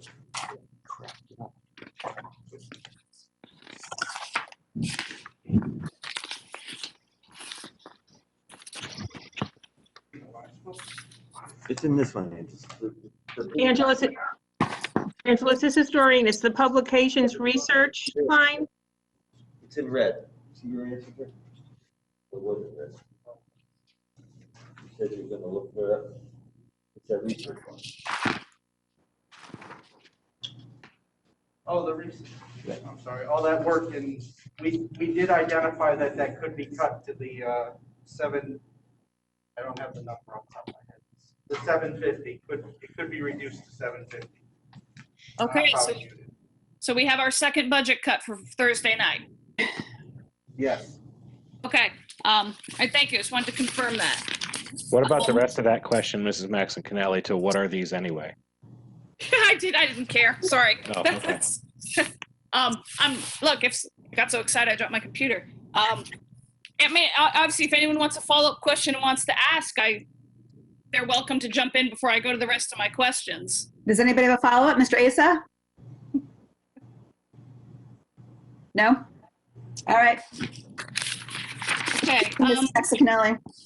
My next question was on page 21. And in response to Mrs. Jacobson's question about the $300,000 allocated to coronavirus, and that it mentioning here disposable masks, hand sanitizer, elementary school shields, obviously I'll point out to Mrs. Guernsey's question that no funding there for staff. So as Mr. Cummings says, we'd have to allocate elsewhere. But what I'm wondering about is, you know, very much in the news right now are these rapid, or I think they're called the rapid COVID tests for students. And that we have no budget for that. Is that anything that the superintendents are talking about?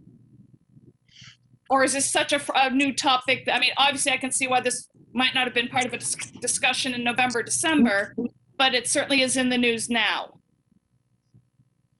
The superintendents are discussing, I believe that New Canaan has done this a couple of times in their schools already. They've tested, not everybody at once. I believe that they've tested a select group of students and staff.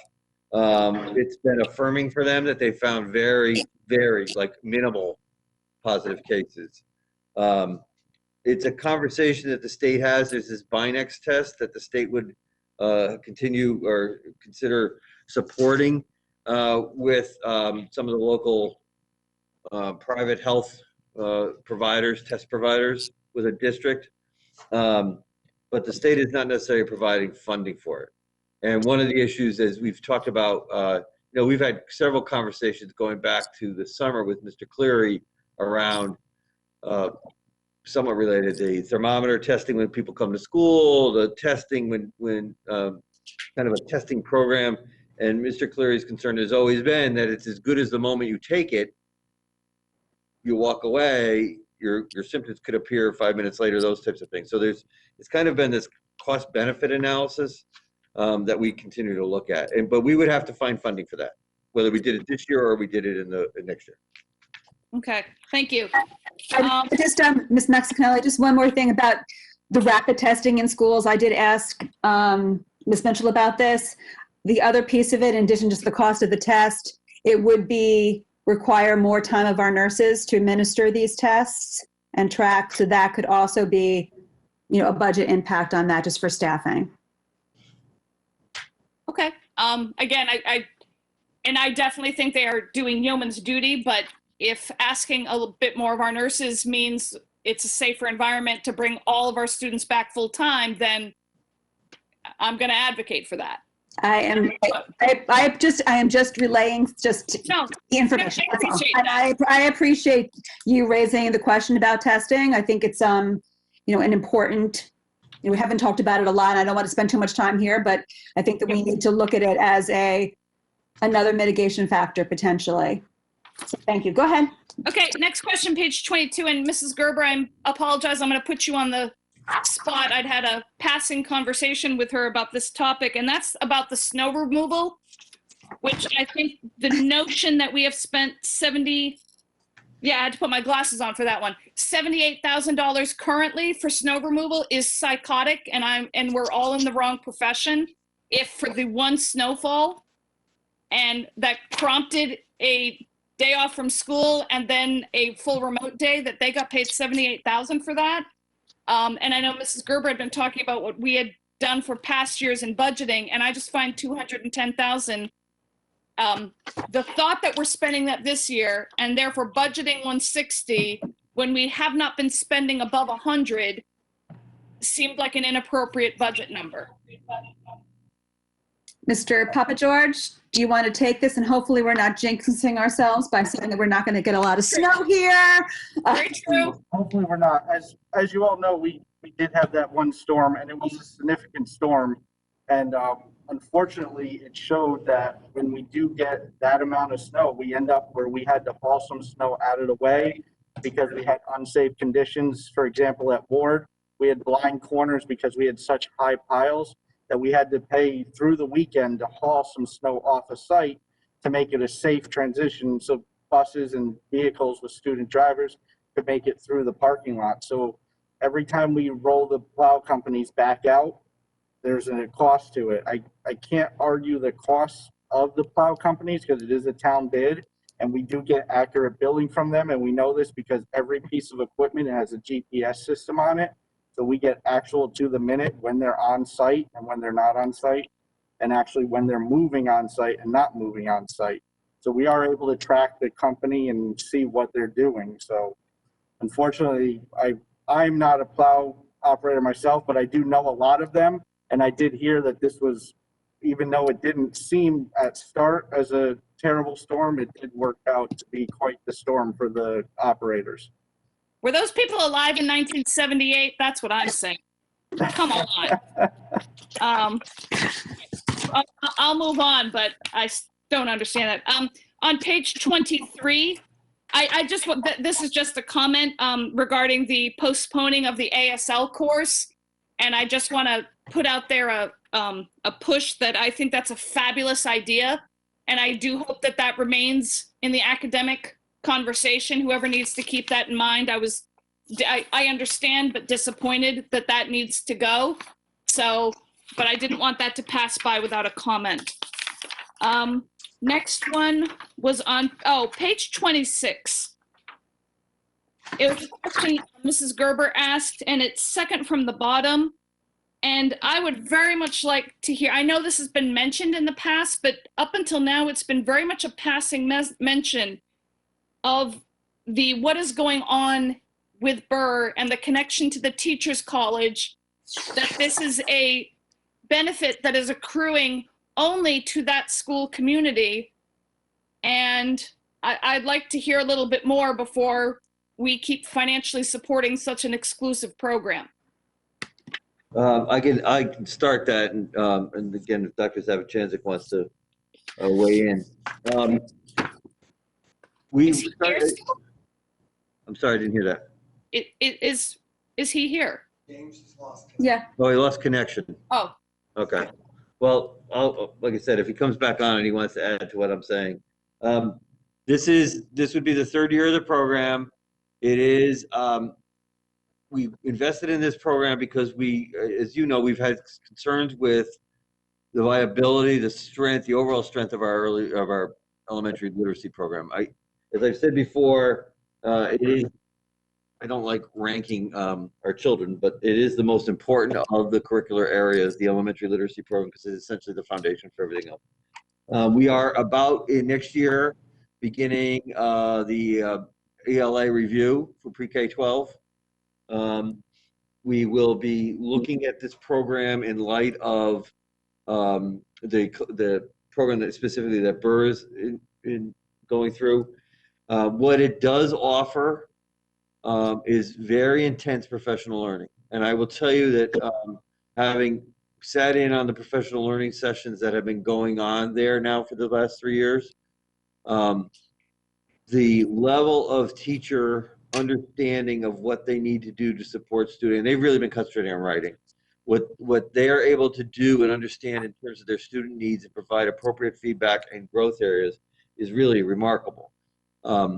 It raises challenges for us if we were to expand to the other 10 elementary sites. And Mr. Bluestein, Dr. Savichanzik, Ms. Holcomb, and Dr. Swingler and I have all talked about this.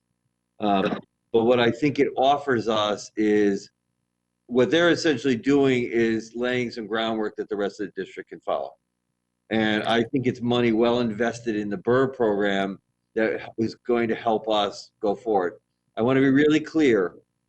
I am not indicating that that it will necessarily be Teachers College. I think there's a lot of strength in their program, and I'm not knocking that program by any means. But what I think what clearly matters is the intense on-site professional learning that's going to change teacher practice. And we whatever we do go forward with, we're going to have to pursue something similar to that. And this couples with what Mr. Mancusi is doing as well with the Literacy Academy approach as well, because what essentially is going on at Burr is about the core instructional practices in ELA. Mr. Mancusi's work, what he's doing is what we have to do for students who are not going to be successful in that core, and how do we support them, because it's a different, if you think about it from a medical perspective, it's a different therapeutic program. So that's why we've continued to support it, because we think it lays out good groundwork for the district going forward.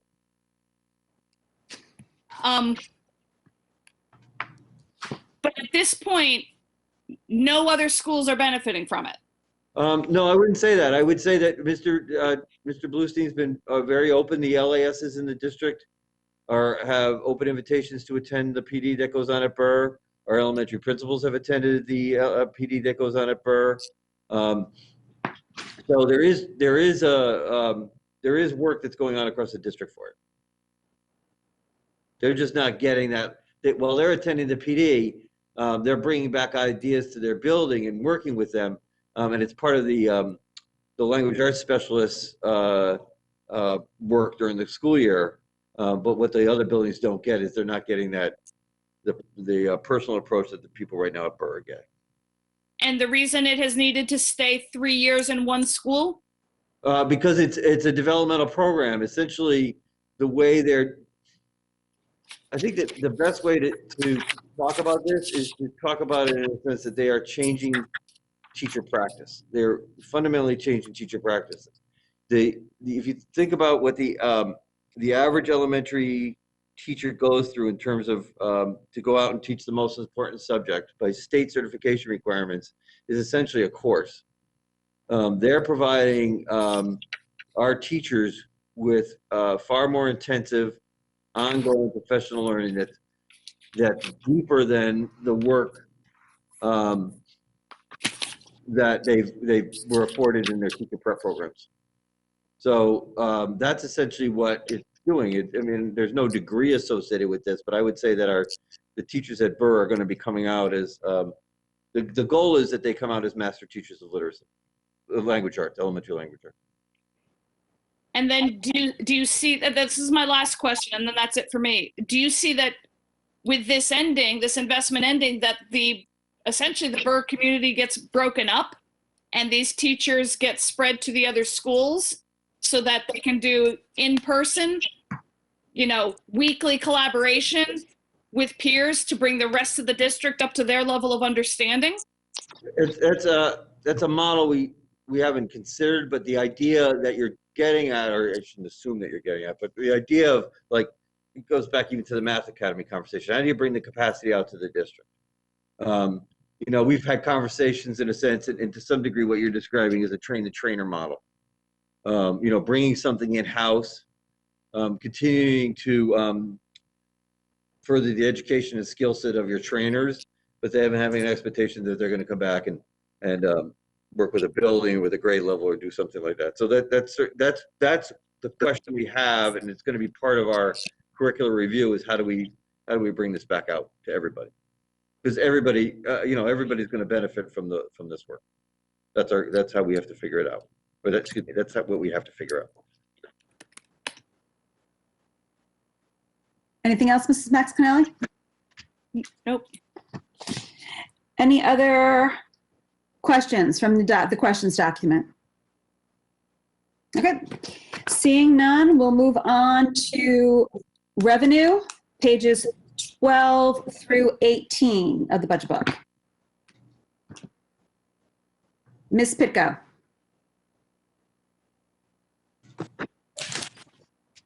I apologize. I don't remember exactly where it was in our Excel sheet. But someone had asked a question about revenue, the use of our buildings.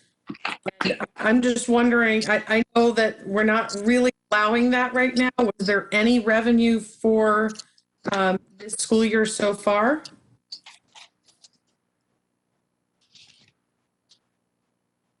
Got it. No, at this point, we have not rented out our facilities to date here. Okay, and we're probably not going to for the rest of the school year? I'm sorry, I didn't hear the question. We're probably not going to rent out our facilities for the rest of the school year? That is our anticipation at this point. Okay. Any other questions about revenue? Ms. Jacobson?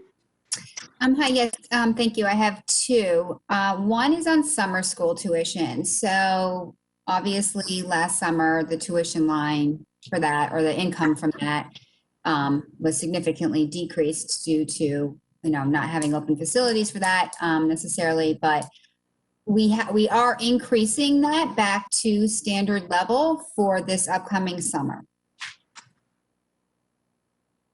So I'm just concerned if we, do you foresee that being realistic for this summer, that we will see that revenue in summer school?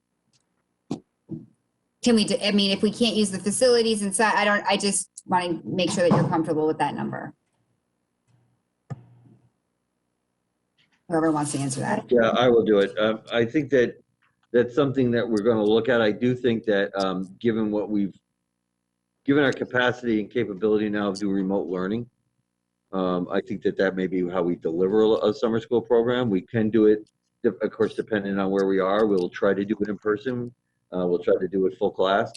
But if not, we also can now think about how we might be able to reach other students who could only access it remotely. So that's our intent. Okay, I just feel like that I kind of anticipated that you would bring up the remote possibility here, but I don't know if these are disengaged students at all. That wouldn't really solve that issue if that's the case. So if we could by Thursday, possibly, are you comfortable with that number if we feel we need to adjust it? Sure. And then there's obviously, we need to adjust at some point the excess cost reimbursement for 21-22 to match what's in the back of the book to the 4.1, and then just adjust the grand revenue, correct? Yes, I see Doreen shaking her head. Okay. Just does everyone understand what that was from? So clarifying that. Okay. That was my only two revenue questions. Thank you. Ms. Picco, I have one question just about the follow-up on summer school. I think it's important to realize that we learned a lot over the past year just about bringing kids back into the buildings. And it's somewhat different than opening up our buildings for outside groups, because we're still operating under just capacities for the executive order in terms of gatherings of 50 or 100 indoors, which might limit other groups using our schools, aside from the wanting to keep outside people out right now for safety precautions. I'm not sure it's not apples to apples, I think. You know what, Ms. Jacobson's looking at me like, what are you talking about?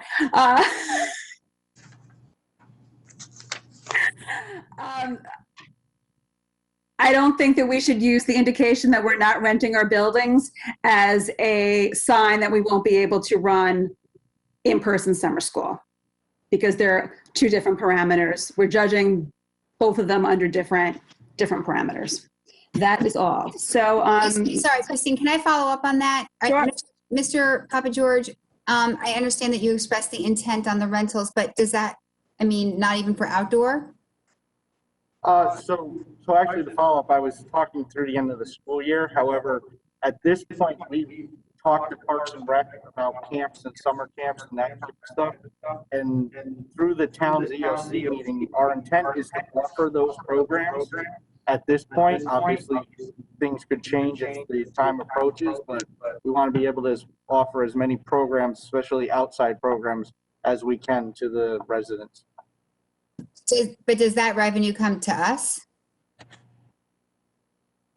I'm sorry, I didn't. The Parks and Rec? Parks and Rec, yes. Okay, thank you. Ms. Pitko. Wait. Hold on. To Mrs. Jacobson's, Angelos, I'm not sure if you understood that question. She asked, is the revenue from the Parks and Rec program coming to us? No, I apologize. I did not hear the revenue part of that. We do not charge Parks and Rec for the use of the building. We do charge some for custodials and staff and coverage, but they do not pay rental fees to the buildings. Any group that services students in town does not pay a rental fee unless they're a private organization. So what about the YMCA? The Y, I have to check on the Y. I do not believe they pay a fee as well. Okay, so that actually leads me into my next question, which is actually for Mr. Mancusi. I read in some of the answers that you're already starting to look at the ESY program and you provided dates to it. I have like a two-part question.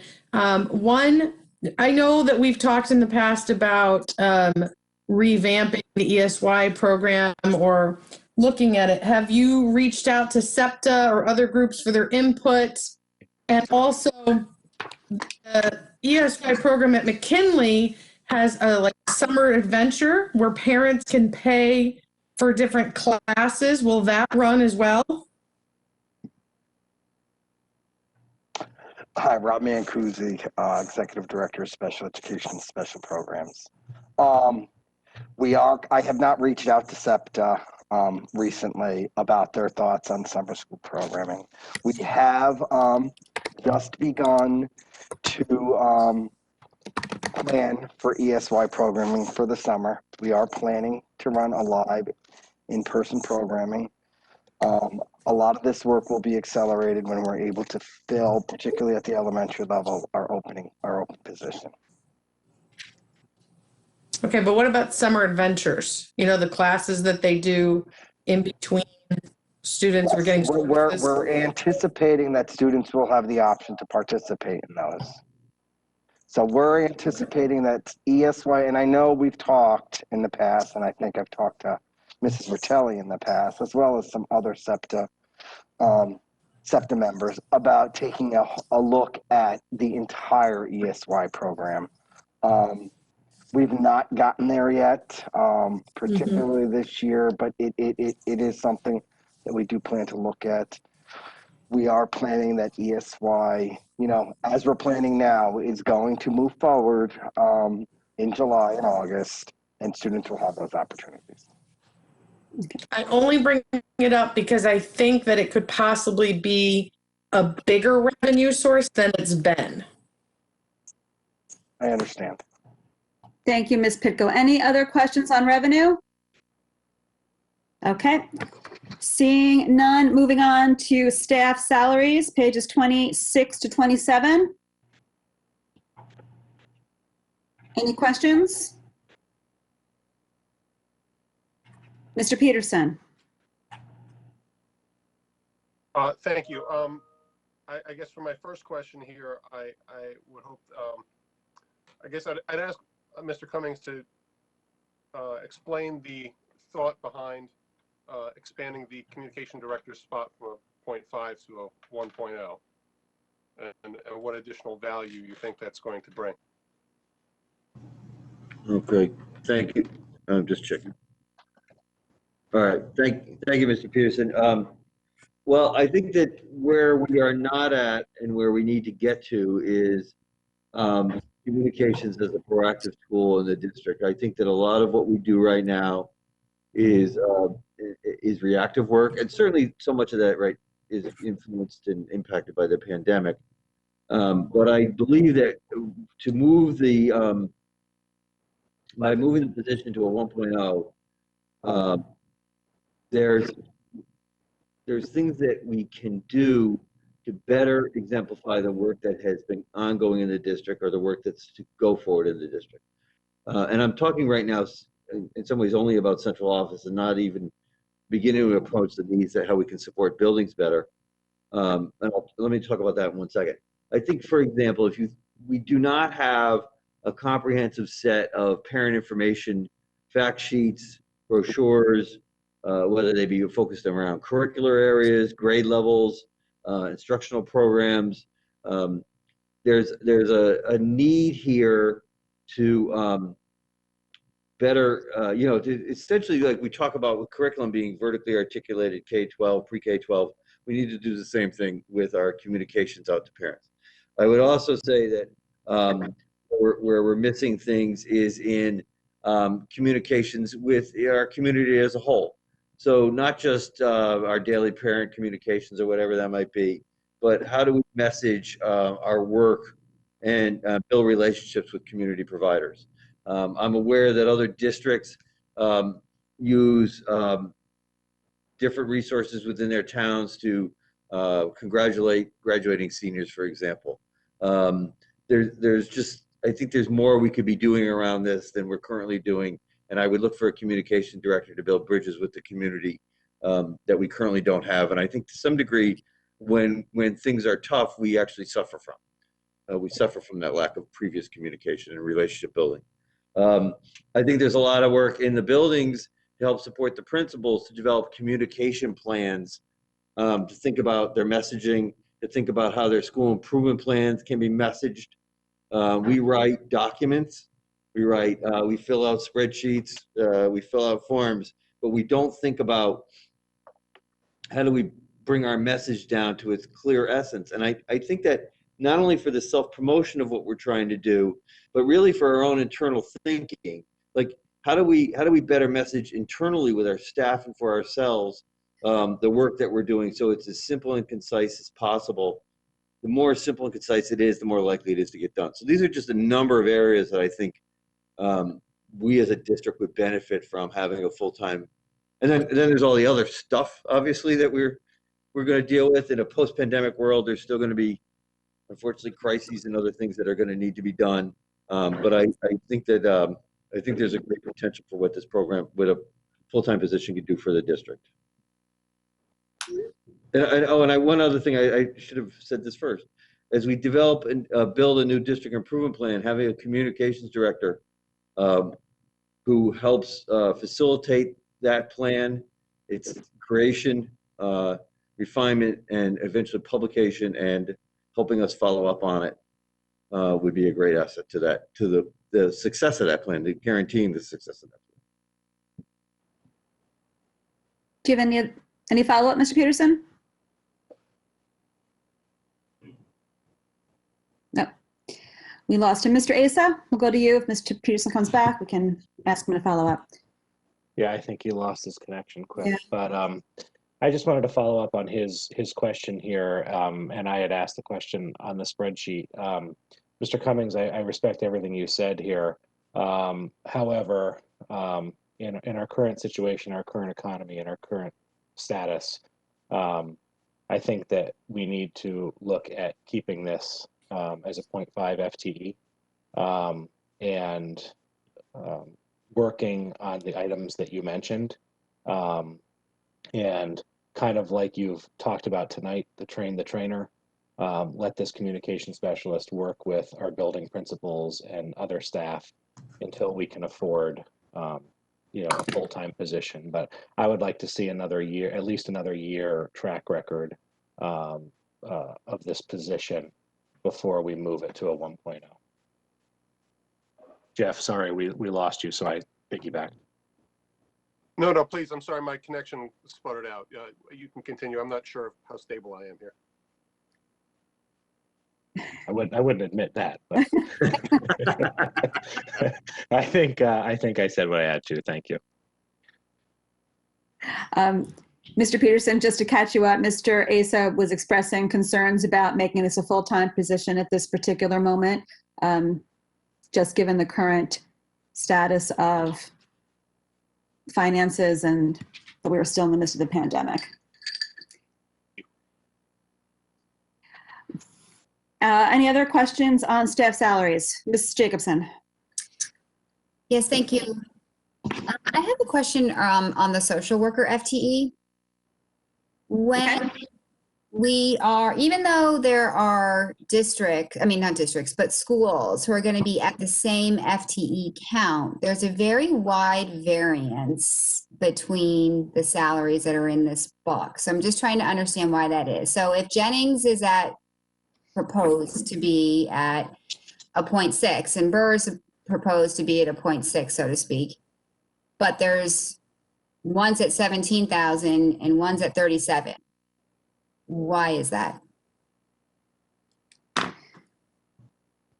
I'm looking at either Ms. Deasy or Ms. Munsell for that. So I'm just gonna try to pull up if you want to know why, I have to look at those specific schools you just mentioned. So if you have to give me a second to pull those up. Okay, just every single one of them is a different cost. And I'm sure that has something to do with, step or experience or degree or something like that. But 17 to 75 at the high end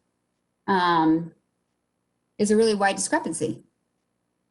Our staff salaries, if you look at the ranges, there is a wide discrepancy in salaries. Even some of the questions that we got about staff salary were, why are our salaries going up so much in some of these accounts if the FTE is the same? And even just moving a lane or taking the right step can be a significant increase for folks.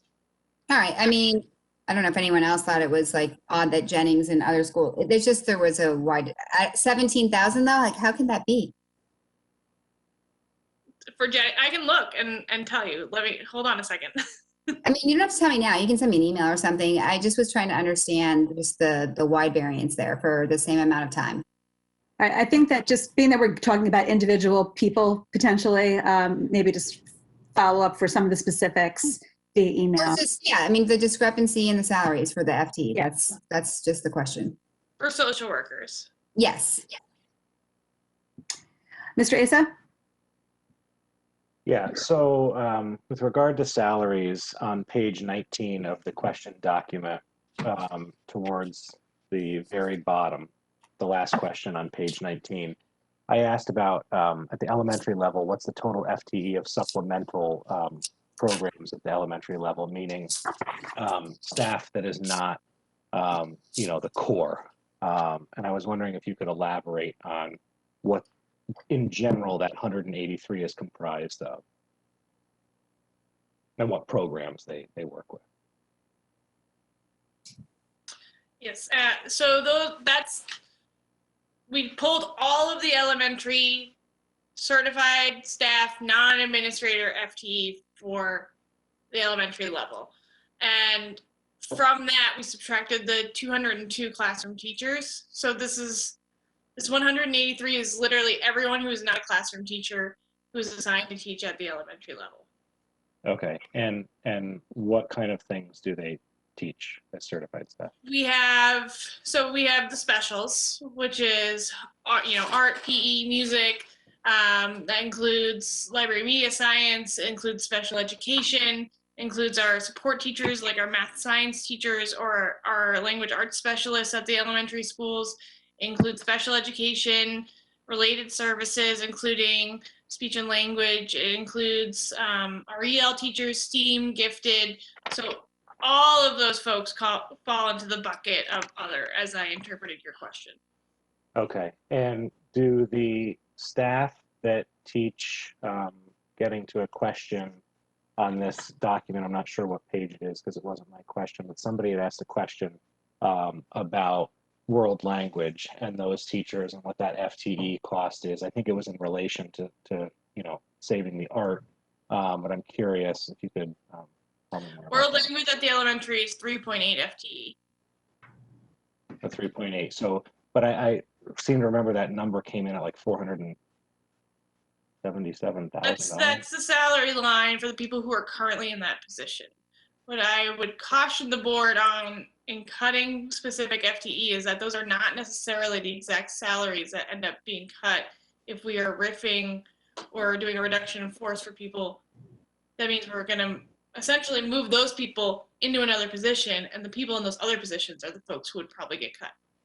So that 477,000 number was figuring that, or that was a straight That's figuring FTE cost? exactly who's in that position right now, because that's what the question asked. But that's not necessarily what the savings would be if we cut elementary world language.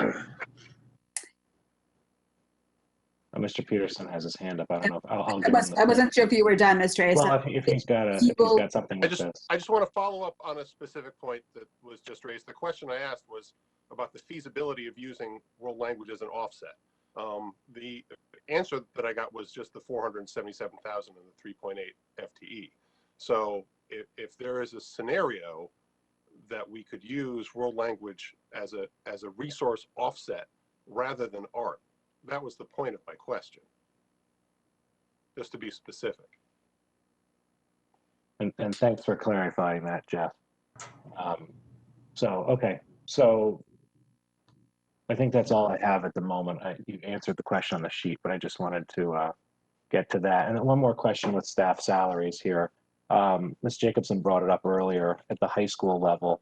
I see the answer for the second to last question. I had hypothetically set a 3.0 at each high school level, and what would that do? And I understand the answer that's given here, but I would ask whoever the appropriate person is, if we were to look at a 3.0 at each school and we're figuring $100,000 in FTE on average, as Mr. Cummings said earlier, do we have any specifics on the feasibility? Not specifics on what classes or anything, but do we have any confidence that we would be able to do something like that without tremendously affecting the classroom of students? Mr. Cummings, want to take that? I'm sorry, Mr. Ace, I was muted.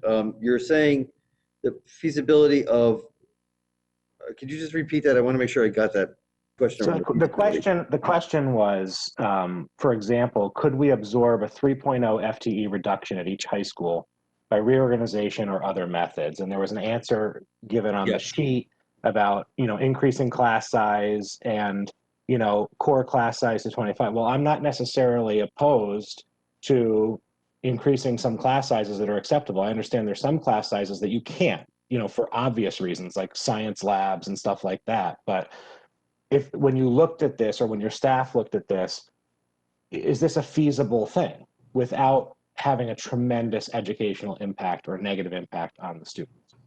All right, a couple pieces here. So there are a number of courses, you mentioned science. There's a number of tech ed, family consumer science, a number of elective area courses that have similar course enrollment constraints given the size of the room, the computer labs, things like that. So I will tell you, both of our head principals at the high schools asked for additional FTE particularly in social studies, which we denied because, again, trying to work through the budget. But they talked at the time that in both schools, enrollment in the social studies classes was in the upper 20s, kind of consistently across all the grade levels and different courses. Where you'd have to see it happen, and I think the question of feasibility might be most difficult to answer, but I can probably provide a little bit more elaboration on the answer that's in the document. Where you'd probably see things happen is when we talk about, I want to go back to the French example that Ms. Pitko raised. In a course that might have lower enrollment, you'd have what I would refer to as nesting courses. So you might have a college section with an honors section. You might have a junior section of French 3 with French 4. You can be combining classes to get more students into the class. Now that is already happening in a lot of our high schools, and in both of our high schools. The concern would be that we'd reach a breaking point, and I think where we always worry about, and I want to be really careful here because I'm not trying to raise a false alarm.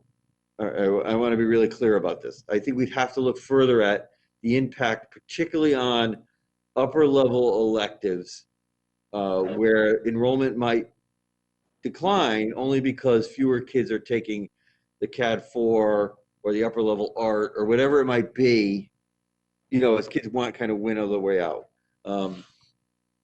So I think it would be you know, and I know Dr. Parrish spoke with the high school principals and might be able to provide some more information on this, but I think it would be difficult. There is no,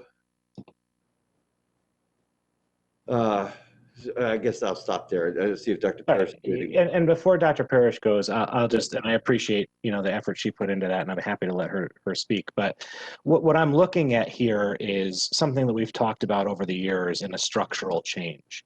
Yeah. And what can we start doing at different levels to address moving forward in the long term with offering the most robust and best education as we can with the resources that we have, and trying to hone those in where we can. And again, not wanting to take away from the student's educational value. But as I look at this budget, it seems to me as there should be areas, for example, as I raised at the high school level, where we can look for some of these efficiencies moving forward. And I would really hope to start doing that, you know, especially as we look to plan our next 5 years and what we're doing in the district. But I don't want it to sound like I'm gunning for people's jobs, but I am looking to make sure that we are structured in the most efficient and fiscally responsible way. Well, I will give you, without calling out a specific course, but there are courses of study in the high school where, you know, it's a required course of study. It might be a 4-year course of study, and they have current, like, say, a half-year program or a semester program, I would say, each of the 4 years. You know, you could look at things that would reduce the time load of those types of things. I mean, a structure where you started to look at, you know, running mini courses in a semester, courses that might only run a marking period, things like that. The concern you'd have coming out of that is similar to the concerns we're hearing about art in the elementary. You'd probably have to make curricular adjustments to make those types of things work, but school systems do that. You know, and quite honestly, it's one of the reasons to do that is because you offer these really targeted small scale courses that fit kids' particular needs in order to meet student interests and different things like that. So there's educational value in this as well. But you'd have to give the struggle that a school system always has is, in order to move forward, what are people willing to give up? And, you know, and so those are the types of things, Mr. A, said that we'd have to really consider. And I think to do that well, we'd have to have community dialogue around that to make it, you know, to give people an opportunity to express themselves, but also to develop really the ideas that we would want to pursue. I understand and appreciate that, and that's something that I would like to see moving forward. Thank you. Ms. Jacobson. Hi, this is a question. I'm not sure if it's for Colleen or Mrs. Mansell. I had a question on the degree changes. I went through, you know, 10 years of budget books, and I'm sure there's an explanation, which is why I'm raising it, that we budget for degree changes, but every year it says 0 next to them, which I know can't possibly be true, but can we just have an understanding of why that is? If anybody wants to know what page I'm on 70, bottom of 73 in the budget book. Okay, I'll take that. It's Doreen Mansell, Executive Director of Finance. What happens is we budget the degree changes in the one line, but then as people earn the degree change and they're in the various, you know, hundreds of salary accounts that we have, we move the funding up to that account and expend it in that line item. That's why you don't see any expense there. It's just a budget, okay? It moves out of this line and up into salaries. Correct. Okay, so it just looks like it's 0 expense, right? So just, right. All right, thank you for the clarification. Anything else? Staff salaries? The turnover and retirement information, any question on that? Okay, seeing none, we'll move on to benefits.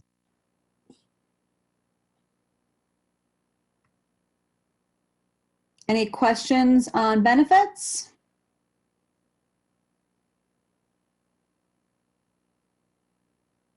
I'm going to wait a minute. I see some people just going through their papers. I see you, Mr. I was looking at you, Mr. Asa, going through your papers. I figured you might have a question.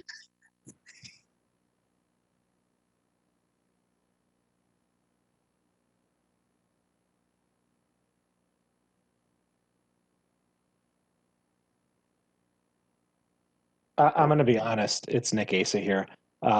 Doreen had put a mention that the attachment was in here, and on my question regarding the 11-something% increase versus the 7, and I have not had enough time to review that document, so I don't want to waste everybody's time here at the moment unless anybody else has a similar question. Ms. Monsell, can you just quickly just go through that calculation for the health insurance, what rate we're using? Because I think there was a couple of questions people asked about that. Sure. Are you okay? Do I need to share it, or we okay with just referring to the copy that you have? I think it's okay referring to the copy. Okay. What we did on that page is break it. We started with the 2021 budget, and then we broke down each component and just changed one factor. So the first group is the budget. The second group is taking what the head count changes were for during open enrollment that started, was done in the spring, but started July 1. So if you go down to line 33,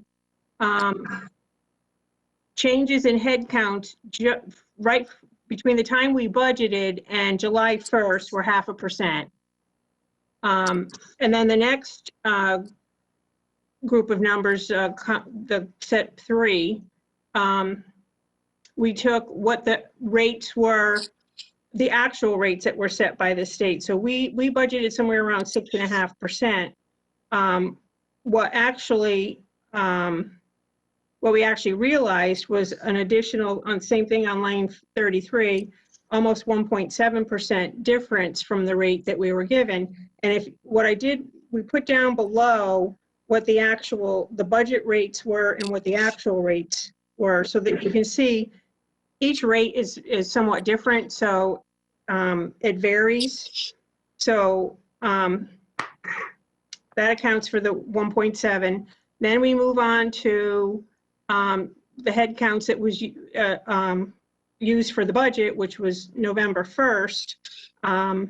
That's yet another change between November 1st, 20 and November 1st, 19, when the budget was set, this year's budget. So that's 1.1.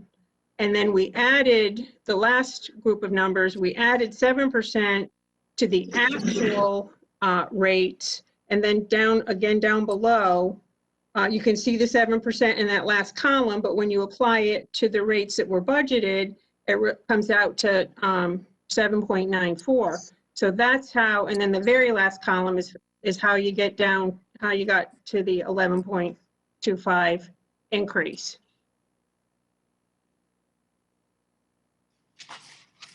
Any questions on the spreadsheet? No, just thank you for this breakdown. I will look at it further. If I have any questions, email you. But thank you for this breakdown and explanation. Okay, seeing no more questions on benefits, we'll move on to operations and maintenance of buildings. Any questions on this? Ms. Jacobson? Hi, Jen Jacobson.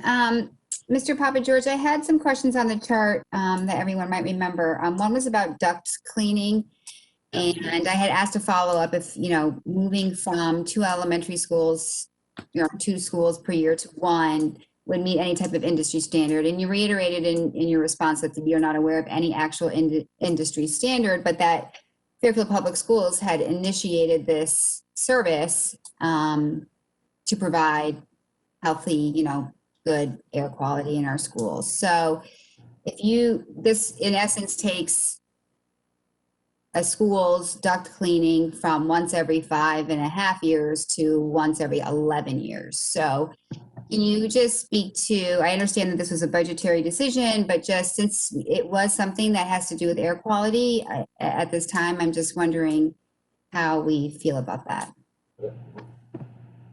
That is correct. There's no requirement for us to do it. As a matter of fact, after you read that, after you posted the question, I went back through and did some research again on it. And I actually read that Ashmere has actually fought on both sides of this, whether there's an actual need to perform routine cleaning as opposed to cleaning when something happens or construction projects along those lines or water infiltration. So there's been argument on both sides of that case. So again, it was the budget decision to make that cut. We would hope in the future to bring it back up again. But we feel at this time, with the number of times we've been able to do our buildings, to take the cut for the year or possibly 2 years would be not significant. Okay. All right. So it's not, because I had thought that it was going to be like a permanent situation. So it's a temporary reduction in the service, correct? That would be our hopes, yes. Okay. Unless anybody has another follow-up, I have some more maintenance questions. Any follow-up to the duct cleaning? Hi, Kitty. Okay.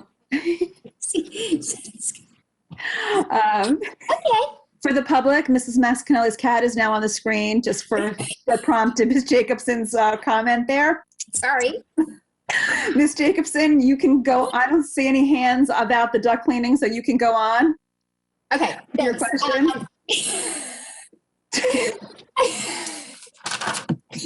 I'm thrown. Okay. So thanks so much for updating the maintenance chart for us all. And I don't know if everyone had a chance to look at that, but I did go through it comparatively to last year's, and that's the long one with our tier 1, tier 2, tier 3 projects on them. Does everyone know what I'm talking about? Yes. Okay, good.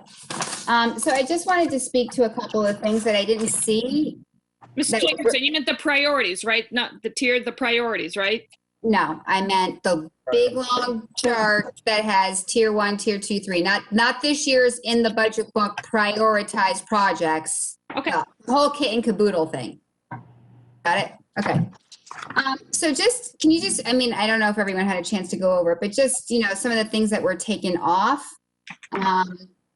Is that because I know that they haven't been done? So if you could just speak to all the items that were taken off this list that were previously on it. I would have to apologize. I don't have the old list in front of me. I only have the new one. If you have a specific project you're looking at, I can speak to that, but I don't have the comparison in front of me. Okay, all right. I can certainly follow up afterwards, but just like Woods Auditorium panel, you know, the front field electrical at Ludlow, you know, there was some paint, you know, some stairways at schools. There was carpeting in hallways at Dwight. There was exterior wall elevation at Stratfield. You know, there's just a whole bunch of them. So I was wondering. I'm sorry, I didn't mean to interrupt you. I was just going to say, I can speak that we did go out as a team and look at some of these projects, like for instance, you brought up Stratfield's exterior retaining wall. So we went out and we looked at that wall, and then we actually had a contractor come out and take a look at it. We didn't see any immediate need for any type of remediation work or repair work on that wall. There was some minor work on a smaller retention wall behind the main one at Stratfield, and we performed that over this last summer. So we got that up to back to where it should have been. Electrical work, that type of stuff. Again, we looked at a lot of stuff, and we determined that there was some stuff that may not have necessarily been on there, or may have been on there from years past that had already been handled but not taken off for whatever reason. And again, as I mentioned in my response in the spreadsheet as well, we're in the process this spring of actually meeting. Our maintenance team is going to meet with school administrators, and we're going to go through and completely overhaul and update this 1s, 2s, and 3s list so that we can have a better understanding of what needs to be done in the buildings, where we stand with some projects. And again, there may be some projects that come off because a past administrator had asked for something to be done, but the new administrator says, I'm okay with it. I don't necessarily see a need to do it or an immediate need to do it. So we do want to update this. As you know, this list is very short compared to where it's been in years past. So we recognize that, and we want to get it up to back to where it should be. Just like Yeah, I mean, I guess the bigger picture for me really is this is a really, really excellent tool that really keeps track of just everything in one place. Absolutely. For every building. Yeah. And when things come off and then you got to go back and you got to like try to reconcile them all, I almost would prefer that it was actually just edited, you know, in terms of leaving things on so you can actually track it a little bit easier. But it's just really good. Are you, Christine, go ahead. I was going to agree with you about this being a valuable document. Just in the essence of time, I think that this is something that we can actually add to a regular meeting agenda. Okay, sure. Just being that it's not impacting this budget, but I think it is a worthy discussion just to, you know, review some of these things and looking ahead, maybe just have an idea.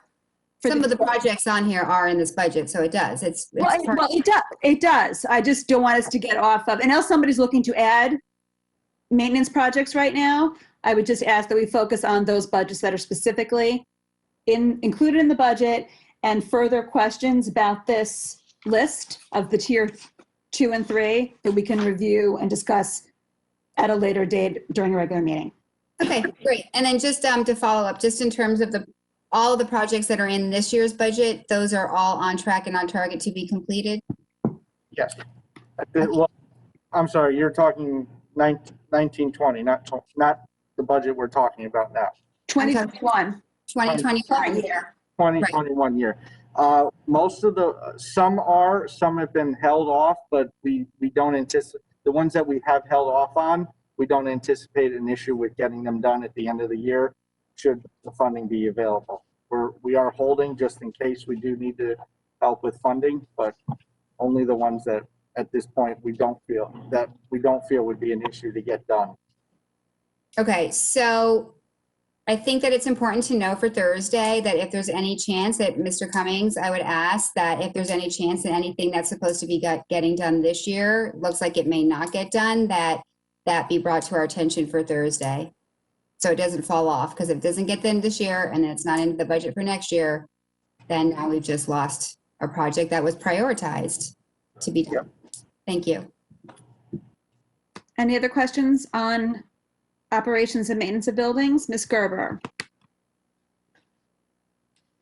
Yeah, thank you. I had a question in the summary. It's page 40, and then in the more detailed info, it's page 105.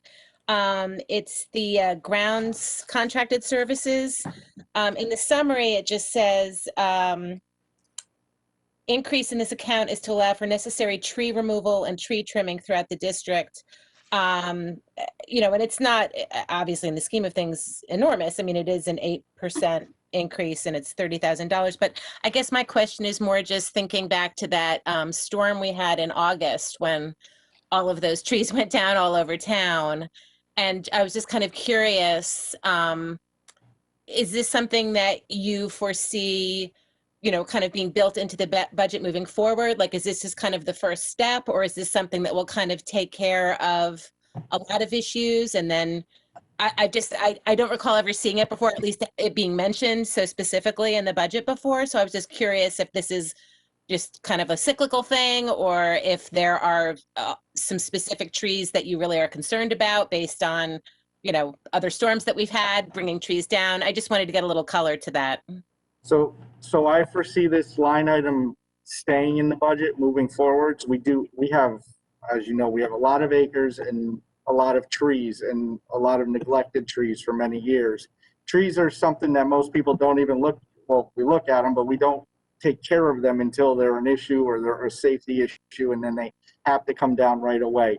So our intention by adding this increase to the grounds was so that we can start doing some maintenance on the trees, the trimming back, getting them, the larger trees off of the buildings, around the buildings, so that we don't have to continuously take down trees because after storms like we did because they split or they fell apart or part of them fell, so we have to take the whole tree down. We want to be able to maintain them and keep them as healthy and vibrant as we can. So it's something that we are looking at moving forwards in future budgets with as well. Right, yeah, just because, I mean, knowing that the acreage of our district and having had tree work done just in my own backyard, I know it's never cheap. So, I mean, I know 30,000 isn't nothing, but in the scheme of things, I would imagine it's just kind of a drop in the bucket in terms of all of the trees in our district around our buildings. And of course, you'd want to prevent them hitting a building or, you know, hitting a car or a person or something like that. So you'd certainly want to take care of that before it became a serious problem. So I just was curious about that. Thank you. Absolutely. Any other questions about operations, maintenance of buildings? Okay, seeing none, moving on to transportation. Any questions about transportation? I wanted to say that I did have a couple questions on here, and I know you piggybacked on one of them, but it seems that they were answered in the document. But the one question I did have with the aides,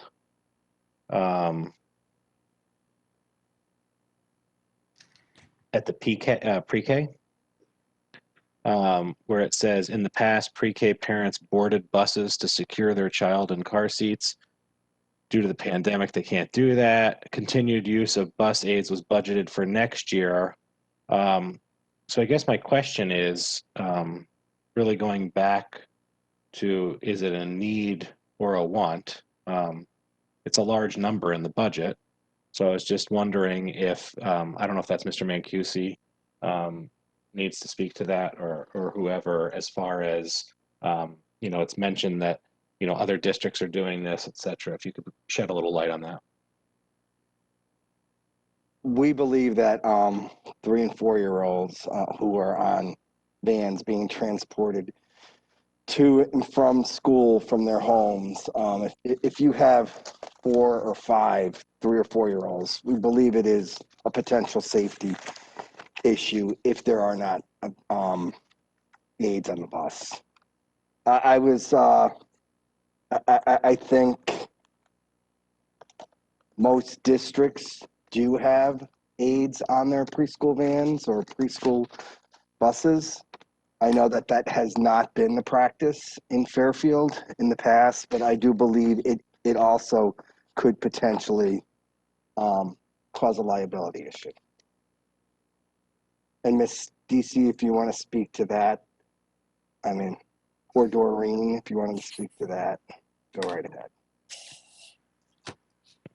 So that was two definite head nods in a horizontal direction. So, okay, well, thank you for that. I guess I would say if that's the case, it's interesting that no one's ever picked up on this before. So I guess thanks to whoever caught it.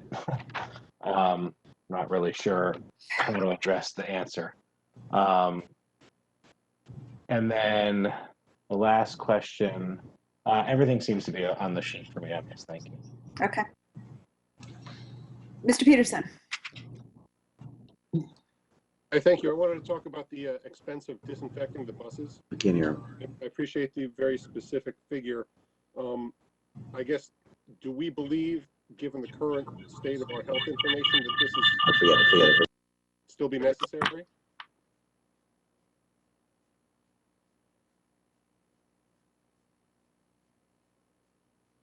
I'm not sure if they can hear us.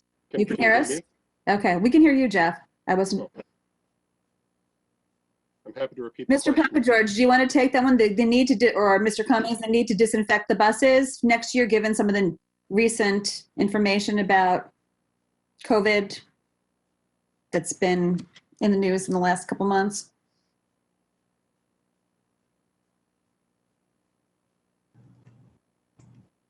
I mean, just to be specific, from my understanding, I think this may be unnecessary. given the current state of medical information. I'm going to see Mr. Peterson to your question, and Ms. Mansell, are you able to answer that? Whether or not, well, when we started the budget in October, November, I think we thought that as a precautionary basis, we should probably include it in there. Now, whether or not in August, September, when school actually starts, it'll be a requirement or something that's necessary, I don't know. I mean, I guess we're not doing the Wednesday deep cleans anymore, and correct? And the reason that we're not doing those, as I understand, is because we're not seeing that there is a medical need for them. Am I mistaken? No, you're correct, but we are. I mean, there's a continual need to clean the bathrooms, to clean the surface areas in the classrooms. That's still part of our mitigation strategies. But I guess the additional custodial help, those types of things. Well, maybe I should back up. What is this $89,198 actually going to get us in terms of disinfecting? Is this between bus runs on an individual day? Is this once a week? What are we paying for? Yeah, that cost covers the disinfecting of every bus and or vehicle, because this includes special ed vehicles going out of out of town to out of district placements also. So it's everything on a daily basis. On a daily basis. On a daily, in between bus runs? I mean, it's a large number. It's a large number for something that I think is kind of based on outdated medical information. But I may be mistaken there. I mean, I wish I would have a Sans Cleary or someone to weigh in on this. It feels like this is maybe an unnecessary expense. Mr. Peterson, we just did receive today from the state. It was up on the DPH call this morning, and I shared with Mr. Papageorge. Correspondence came from the state. They did revise their cleaning guidelines. In fact, I think they revised it like right at the end of December. It might have even been the 31st. But they still are. I was looking specifically to your question about Wednesdays and remote clean or the deep cleaning. They still are emphasizing cleaning as a mitigation strategy. So I think we could certainly look at. I guess my hesitation is taking it out. I'm wondering if we can maybe look at reducing it, but the state continues to emphasize the need for this kind of continual cleaning process as part of the mitigation. And Mr. Peterson, I think some of the concerns right now is with this new strain might be just more stickier. I think I heard. Let me finish. That I think that it might be. I have the floor. You do have the floor. Can I just sharing some additional information about this and let that we can follow up with Mr. Cleary to see if there's any additional information on this before Thursday from a health perspective in terms of having the health department weigh in. You have the floor is yours. I apologize. Thank you. I would be in favor of that because my understanding is that our knowledge has improved significantly about the fomite hypothesis over the past few months. And that may be relevant to whether we spend $89,000. And it may be highly relevant. And I appreciate what Mr. Cummings is saying, that state guidance still deals with disinfecting.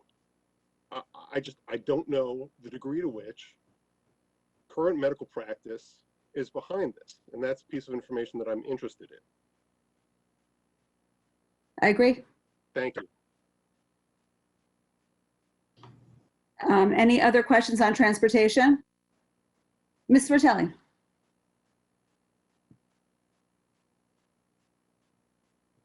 Thanks. I'm just going back to Mr. Ace's point before, the preschool transportation and the bus aids. If I'm not mistaken, historically, we did not always provide transportation for typical peers in preschool, correct? Is it some point? Correct. before we expanded the pre-K, when you were trying to make or balance your ratios in the two locations, we were only providing preschool transportation to those with an IEP. That's correct. Okay. So we haven't really had many years of having that many preschool students on buses. Right? Just our Just 1 year? Our students with disabilities. Right. Okay. Thank you. Ms. Jacobson. Sorry, just a follow up to that. I thought that full tuition students were not getting the bus previously, but our free and reduced lunch eligible kids were. I will have to get back to you on that on Thursday, but yes, the peers do have the option for transportation now, but that is at a cost. Mm-hmm. Oh, okay, thank you. Any other questions on transportation? Mrs. Gerber. Yeah, hi, thank you. I'm looking at page 11 in the Q&A. It's the question that I had asked regarding about the increase in the pre-K bus budget. And I just said, is this a one-time thing, or can we foresee this increasing at a similar rate each year? And the answer was, it should be relatively consistent for the current program. So I guess my question is, does that mean the increase is going to be relatively consistent, or that this was a one-off and after this year, it should remain consistent at a certain level and not continue to rise at this level? I wasn't clear on that. I'm sorry. It was based on the buses that were run in 1920. Okay, so that was why. So we shouldn't see another similar increase in 22, 23, I guess is my question. Wait, I wouldn't expect it. Okay, yeah, that I just wasn't clear in the answer of. Okay. Wait a minute. Okay, thank you. Mm-hmm. And then I had one other question, Mrs. Vitale. Go ahead, that Mrs. I Gerber. hadn't asked, and I think I've actually asked this question before, so I do apologize. But just in terms of the extracurricular transportation, I mean, they're all really small numbers, but they really are a lot different in middle school and high school. You know, for instance, Woods is 8,000 budget. Roger Ludlow is 3,200. Ludlow High School is 2,500 and Ward is 6,000. I mean, I understand that these requests come from the school administrators, but it just seems like there's such a discrepancy, especially when you're looking at some schools that are bigger than others or the same size that have different ones. I was just curious if there was any detail to that. No, that is part of the school allocation, so it's at the discretion of each principal where they put that funding, and for whatever reason, they do it differently. I don't know if you have the resources. Right. I guess my question, is just that, you know, so the extracurricular transportation is for sports and any other extracurricular activities where buses are needed? No, it's only for field trips. Oh, it's only for field trips. Okay, got it. All right, thank you. Mm-hmm. Mrs. Maxcanelli. Just one quick follow-up to that. Does that likely indicate the degree to which the students are asked to support the bus transportation costs? And so that money is in there, especially to support students who might not be able to pay that? Is that part of the factor in why the schools have such discrepancies? Or does that equate to very different extracurricular opportunities across same schools? I think we'd have to get that information from the principals. I don't know if that's anything that I can answer. I mean, I hadn't thought of it, but this kind of gets back to Mrs. Guernsey's question of 3 hours ago or something, 2.5 hours ago, of just the concern that we do, even though, yes, it's up to principal discretion in terms of the middle school stipends and the middle school extracurricular opportunities. But ensuring that I don't think opportunities should be dictated solely by the interests of staff. We do need to have equitable extracurricular opportunities, whether it be field trips or whether it be after school opportunities, offered across our schools. And if one school has much less interest than another school, there's got to be some way to make up for that. So again, that's why I would be interested in the background behind those different numbers as well. Okay. Any other questions on transportation? Okay, seeing none, moving on to dues and fees. Okay. All right, seeing none.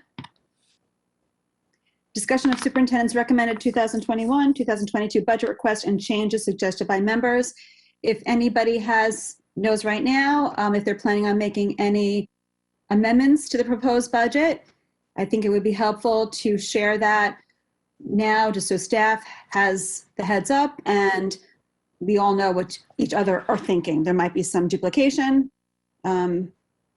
I would ask, as I said at the last meeting, that if you are planning on making an adjustment to the budget, that the motion is written out. Dollar amount, the account that you're moving between, or if it's going to be a straight reduction or add. So I open it up to the board. Mr. Asa? Yeah, sorry, did you just say you want us to email those ahead of time, or? It would be helpful to have it ahead of time. You want to go to full board with a do not reply all type of situation? Send it to me and the superintendent first. I don't want it to get into a lot of discussions, and we can consolidate just in case there's any duplications. Okay. And then we can put it out to the full board. Okay. Since I'm talking, I'm very Mr. interested. Asa, may I ask one quick follow-up to that? Sure. In terms of process, if we're sending it to Mr. Cummings, Mr. Vitale, when that's consolidated as a single document, will the public have access to that while we're seeing it at the meeting? We can, ideally, if we know there's going to be proposed motions, I would have a document that we could post with the agenda. Okay, I'm just recognizing the turnaround time that we need here by Thursday. That's why I'm asking. I mean, I understand that there might be stuff that comes to the table. I'm just asking, if possible, for everybody's sake, to be able to share that beforehand with staff, for Mrs. Gerber and Ms. Brown for doing the minutes. It just makes it easier to kind of move the process along if there are any changes. And I'm not saying that there are going to be, but there's been some discussion today about people having some ideas. So, okay, thank you. Yeah, take it to you guys for discussion. What you're thinking. Mr. Peterson. Thank you. I have several things. I guess first, I wanted to clarify that the $30,000 legal services that was a misprint or a mistake. I assume we still need to make a motion to remove that. Anything that's incorrect. All right. I'd be happy to write that up. I intend to write up several amendments. I am going to ask for the Webster House parking lot project to be put off. I am going to look at keeping the communications director position at 50%. I'm going to consider whether or not to remove the communications audit, just in terms of excellent idea, maybe not this year. Have a couple of other smaller things, and I will follow up tomorrow with Mr. Cummings and Ms. Deasy about the possible offset of world language as a resource source to offset against the art cut in elementary school. That's what I was getting at with my question in the spreadsheet. I guess I will probably need more information in order to make a reasonable motion on that, but thank you. Thank you, Mr. Peterson. Mr. Asa. Well, I'm on the same page with Mr. Peterson on a couple of those things. So I, wanted to just add that depending on what we find out about the, bus deep cleaning that Mr. Peterson brought up, if our health department says that that's not necessary, I will definitely support that as well. Removing that, I mean. I am still looking at the restoration of the per pupil expenditure to the full amount of what it was a few years ago. I do have some reservations about that. So that's one item, so it's not a surprise. Communications director, I'm in the same boat. I'm also interested in the world language. I'm also still very interested in exploring further, and I will do more due diligence before Thursday about FTEs at the high school level, about putting forward a possible motion on that as well. Excuse me, Ms. Vitale? Yes, Mr. Connors. Since that's come up a couple of times, and Mr. Peterson said it earlier, and something came up, and I wanted to reply to him then. Would it be all right if I answered that question now, or got more on his question about the world language, the 3.8? No, absolutely. If you have more information now to share. Yeah, no, Mr. Peterson, could you just give me a little bit more of what you're thinking around that question, and then I want to respond, but I want to make sure I'm answering what you're asking. In terms of a priority selection of things to remove, yeah, I would personally, and based on parent feedback, place a higher priority on maintaining the art minutes. Now, if we need a source of funds, I was hoping to consider the possibility of taking resources from elementary world language to offset the social work. And again, like I said, when the principals were talking about it, I absolutely see the need for the additional social work component. I just am uncomfortable with where you're getting the funds from, and I wanted to explore the possibility of world language as the source of those funds, elementary world language. Okay, so there's a couple ways to look at this. Obviously, you could look at it. World language, elementary world language exists in grades 3, 4, and 5. We could look at, if the board wishes, we could look at something like what would happen to a grade 3 and 4, or all 3 grades. If we're looking, essentially for the kind of even swap, as you know from the FTE, we've already talked about it, the 3.8 is in a sense more than we need. But I also would question, I think at some point we have to question the instructional value of only having, say, world language in grade 5. And what would that actually do? Because I know that the world language department has been actively working to increase the level of expectations in grade 3, 4, and 5, so that it is having an impact on students entering grade 6. Of course, it is only Spanish. I want to be clear about some of the limitations of it. It is only Spanish, and it is only, 30 minutes length of time.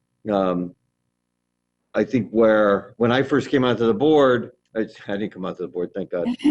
When I first came into the district, we were just talking about bringing it to grade 3 at that point, and there was a desire at that time by the board to bring it to K2, which we never got to. So this would be a reverse of prior board expectations. So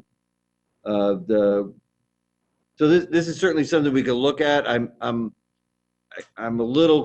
concerned that it is impacting what I think we all consider world language to be one of our 5 core instructional programs, given the needs of our students in the world today. So those are just my questions and concerns around it. But from a monetary point of view, from an FTE point of view, it would allow us to increase the social work staffing and keep art as is. And look, I just want to comment that I'm sensitive about the fact that something's got to give here. Yeah. One of the things that Ms. Jacobson said in the last meeting, I think that we need to think about is that when something gets taken out, it's a long haul to get it put back in. Yeah. And I'm absolutely cognizant of that fact. I'm just seeing the loss of art minutes as a greater loss potentially. And that's what I know it's late in very late in the day to explore this, but in terms of trying to get those art minutes back, that's what I'm trying to give voice to community concerns about this. And I will also say that I have talked to art teachers in the district who have commented on the importance of getting elementary kids up to speed in art before they get to the much more, deep middle school curriculum. So I don't think that we should minimize that either. But I'll leave that there, and I know that there's more thought to be given to that. Ms. Jacobson? Thank you. Yes. So exactly how I'm going to get here, I can't tell you right now, Mrs. Vitale, but I will be making a amendment to a couple of things that have been mentioned already and some not, in order to maintain the current level of art teachers that we have now. So sorry, I can't be more clear right now, but it will be for the full amount of the 240,000. Can you give us any indication of possibilities, Ms. Jacobson? I think I don't want to just be knee jerk at this time. I want to really think about everything that was discussed tonight and let me go over these questions and answers and think about it a little bit more. Okay. Thank you. Anybody? Mrs. Masson-Cannelli? Thank you. I, like Mrs. Jacobson, want to figure this out because what I am very set on is that I'm not going to be looking to add any money to the budget. Everything I would be doing with an offset. But I also respect our appreciation to art. I would love to get some insights from staff on it's not necessarily an either or. It's not 40 or 70. That intermediate, well, okay, a 0.2 would get us to 50 minutes or, and I haven't felt the need to expand kindergarten past the 40 because that's what it is currently. I'm correct that it's just grades 4 and 5 that were being reduced from the 70 to, no, it's grades 3 through 5? 55 minutes in 2 and 3 currently. Okay, so it's 50, all right, so in those other levels, I would love to see some scenarios on, well, it could only be a 50,000 with this many minutes. And I would appreciate that from staff if we could have a few different scenarios of what could be done. And one of the things I'm thinking of to reach that is social workers at a 0.5. I agree that they need more. It has been asked for. I respect the requests of our administrative leadership in elementary school. And maybe it's going to be 2.5 days instead of the 3. And that would be one of the immediate offsets I'm thinking of, and I'm not sure about what else, but that's just to give people a heads up that that's one of the things I was thinking of. I, like Mr. Peterson, was looking at the Webster House parking lot. I was also looking at the Roger Ludlow middle school driveway as being something that to be put off to next year. I do want to dig up some of those snow removal numbers from previous years. And the communications director, I had, some thoughts about as well. And those were the ones I had at the moment. Ms. Maxon-Kelly, could I ask, I think you said about moving the social workers to 0.5? Like they're either 0.6 right now or some of them are 0.8. So you'd reduce them? So in other words, they're currently at 0.4, aren't they? No. Per school. No, you mean per school. Mike, you're talking about the actual people who are split between schools are 0.8. But Jen means going from 0.4 to 0.5 per school. Okay, I'm sorry. Okay. That's right. Thank you, Ms. Deasy. Does that answer your question, Mr. Cummings? It does, thank you. I'm Okay. just taking notes, so I want to make sure I got that. Okay. Mr. Asa. I just had one more quick question, and hopefully to Doreen, if you could provide this information before Thursday. With regard, it's just making me think in the conversation, the pre-K typical peers that are paying for transportation, I just want to make sure that what they're paying will cover the new increased costs, to their portion of the offset for the aid. I want to make sure that we're charging enough. And can we look to that? Is there a way, depending on how many are opting in for transportation, that could potentially offset some of that aid cost? Okay, but I believe we've only ever had one person and it was only for a month or two. Yeah. So we're only having one typical peer opt in for transportation. That's it. Yeah. That's all I'm aware of, that, and. Okay. Thank you. Mhm. Ms. Jacobson. Sorry, there's one other thing, Mr. Cummings, that I was hoping, if it can be, really simple answer now or when you have a chance to think about it better, but in the back of the book, you guys, on page 152, where we have, all the curriculum development and whatnot in there, there's 116,000 in there towards curriculum writing.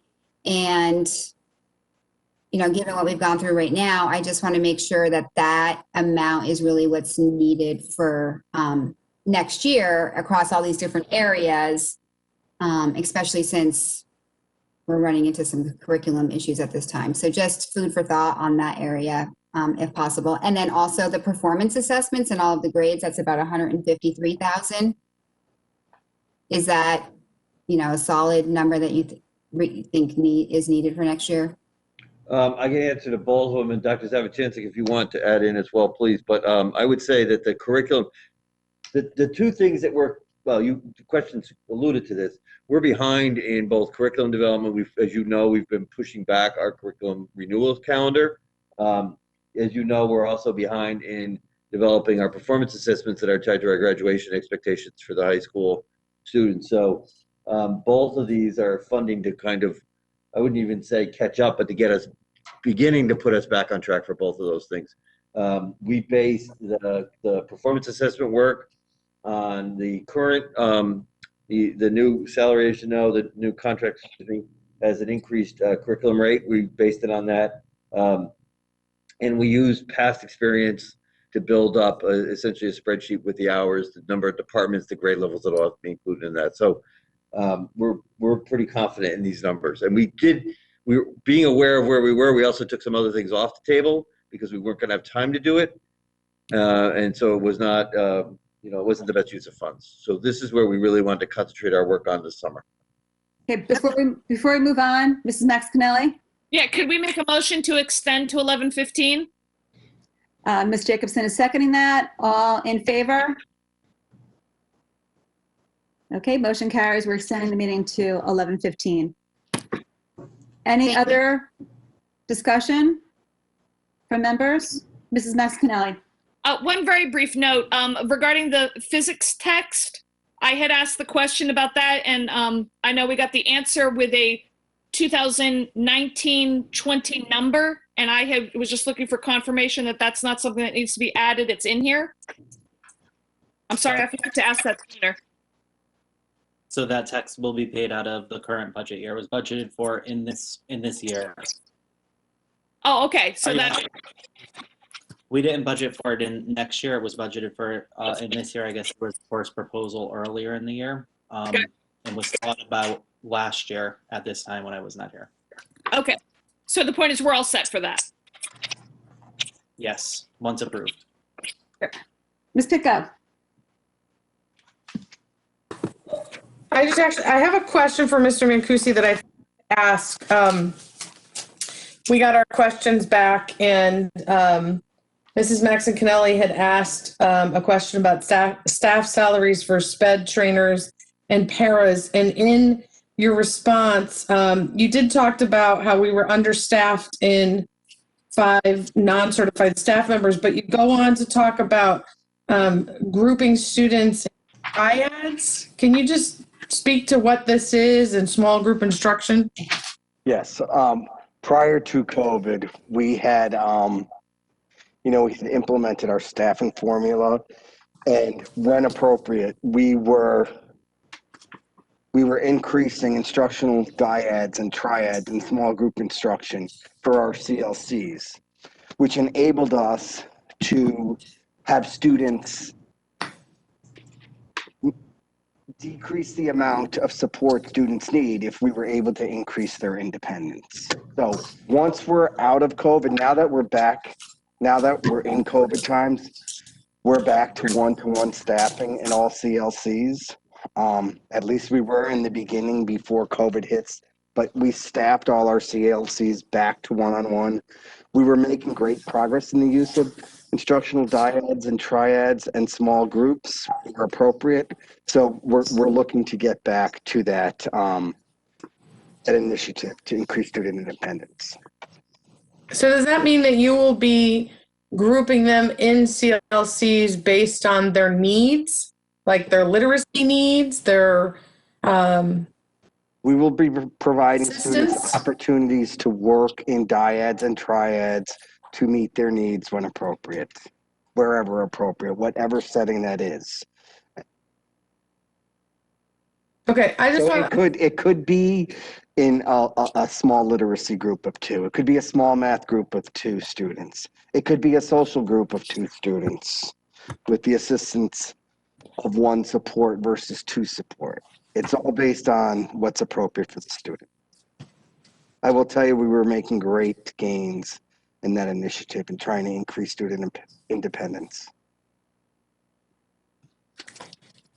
Mrs. Vitale, Mr. Cummings, and the rest of the Board of Ed, I apologize. I do not know exactly which motions I will be making, only because I picked up the questions at 3 o'clock today and spent the last 3-4 hours reading through the entire packet, which I need to do again. I know that both of you know I was sick all last week. Some of the other board members know that and some don't. So I will get you what you need by tomorrow, but I need another day. Okay, understood, Ms. Picco. Thank you. Ms. Rotelli. Thank you.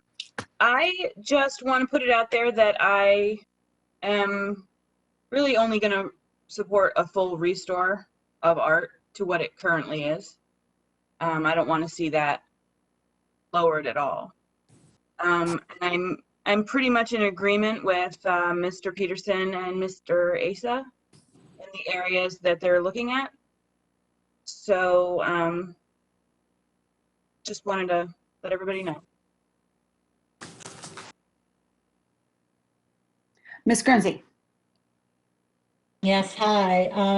I definitely am interested in either making or supporting an amendment that would fully restore the art program. And I don't have the details of that, but I'm very interested in a number of the suggestions that were made today, and I want to spend some more time with us. So I can't be more specific than that. Thank you.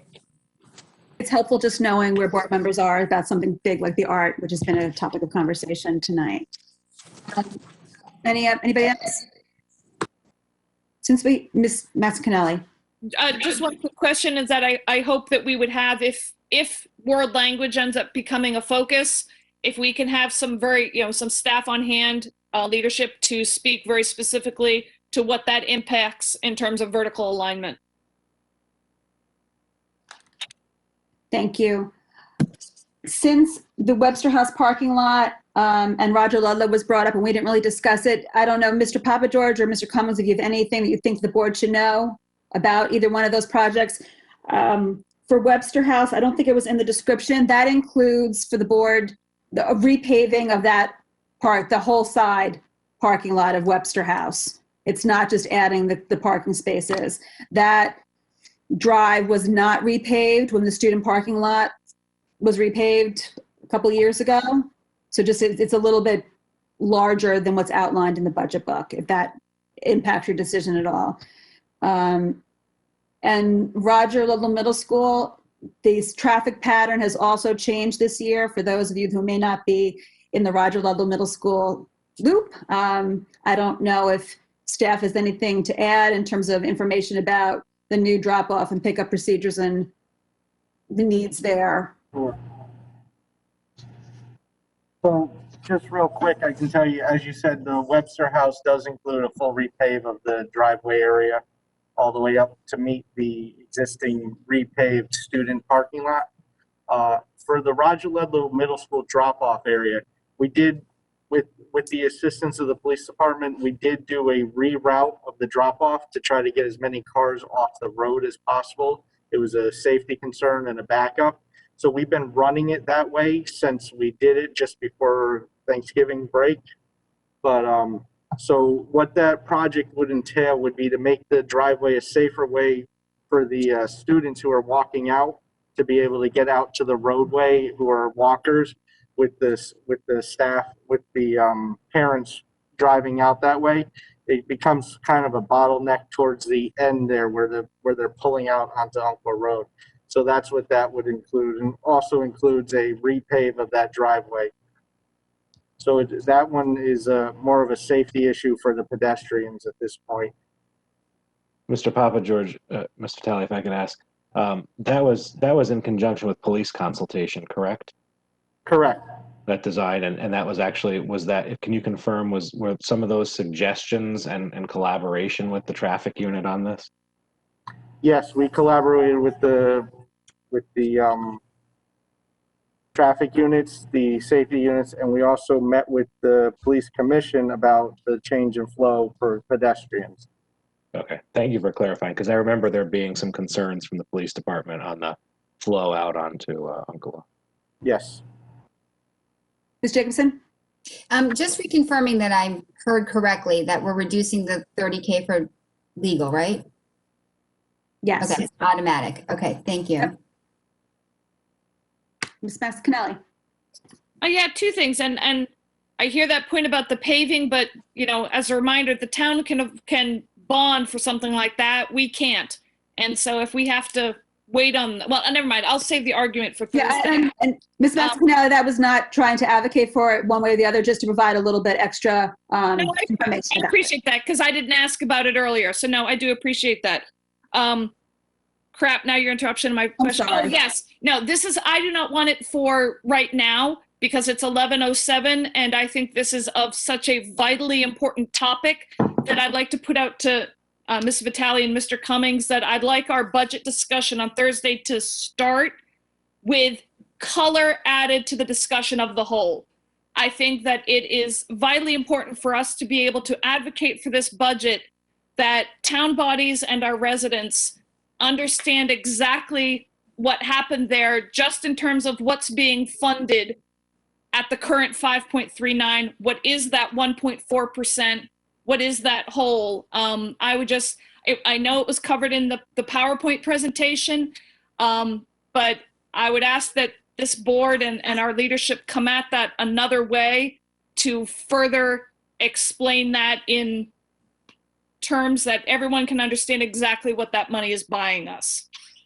And I think that the time to do that isn't when we wait till we get to the other town boards. I think it needs to start when it's in front of us. That's just my request. If nobody else agrees, then that's that. But I'd ask Mr. Cummings if he could be possibly ready to answer that tonight. And then I didn't think to bring it up until 11:07. And I just don't think now's the time for that. But that's my opinion. No, I think that's a very good point, Mrs. Mascanelli, because really for this board, just to get us to ground zero, we will end this year being in that 2.5 hole. Just to get us to current funding levels, we'll need to, fill that hole. So I think that's a good place to start. Ms. Jacobson? Yeah, just I'll ask that. I know that there's some outstanding questions, and I know we have a tight turnaround in order to submit to you any ideas. So if it's possible to find out the follow-up to Mr. Peterson's question on the bus disinfecting, like ASAP. Yep. Tomorrow. I don't know, you guys want this in by, I'm assuming, close of school tomorrow, right?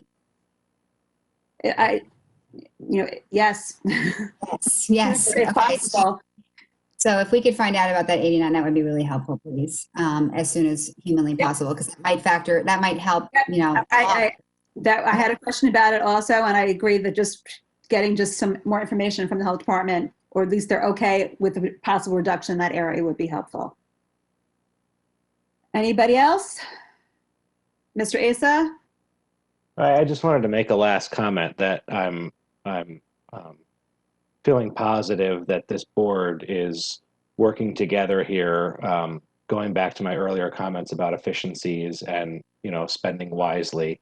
And it sounds like this board is going to be able to come up with some reductions. And I think, our goal here is, well, at least my goal is to try and get the budget down to a number that we can move on and we can all comfortably advocate for, which I think is what we all want to do. But Look forward to Thursday, and thanks for everybody's input and questions and thought. It's clear that everybody put a lot of time into this, so thank you. Ms. Jacobson? Sorry, just wanted to be clear. Mrs. Vitale, you had said that to submit, any additions or subtractions with the accounts, but it may be just reallocations, just to be clear, that it may be a flat, but just in different buckets. Yes. Okay, Just thank you. really, I'm taking from Peter to pay, to pay Paul. As much detail as possible just beforehand, I think would hopefully ease it at the table, because you know how great I am with all those motions and amendments to motions. Ms. Pitko? I just want to reiterate, I agree with Mr. Asa. I'm really happy that we can work together and advocate. Thank you. Thank you. All right, before we adjourn, I just want to, I want to thank Mr. Cummings, Ms. Munsell, all of the executive directors for your time. And it's an incredible amount of work that goes into answering all of these questions that we have in a very short, the turnaround time is amazing. Ms. Brown, just for making the copies and having the packets for us ready this morning was very much appreciated. It made it a lot easier. So appreciate the work that you do in creating the budget and just supporting us through the last 2 weeks of our review. We'll try to get you any additional questions or ideas for reductions or changes by as soon as we can. But thank you. And with that, a motion to adjourn. Mr. Asa, seconded by Ms. Pitko, all in favor. We are adjourned. I'm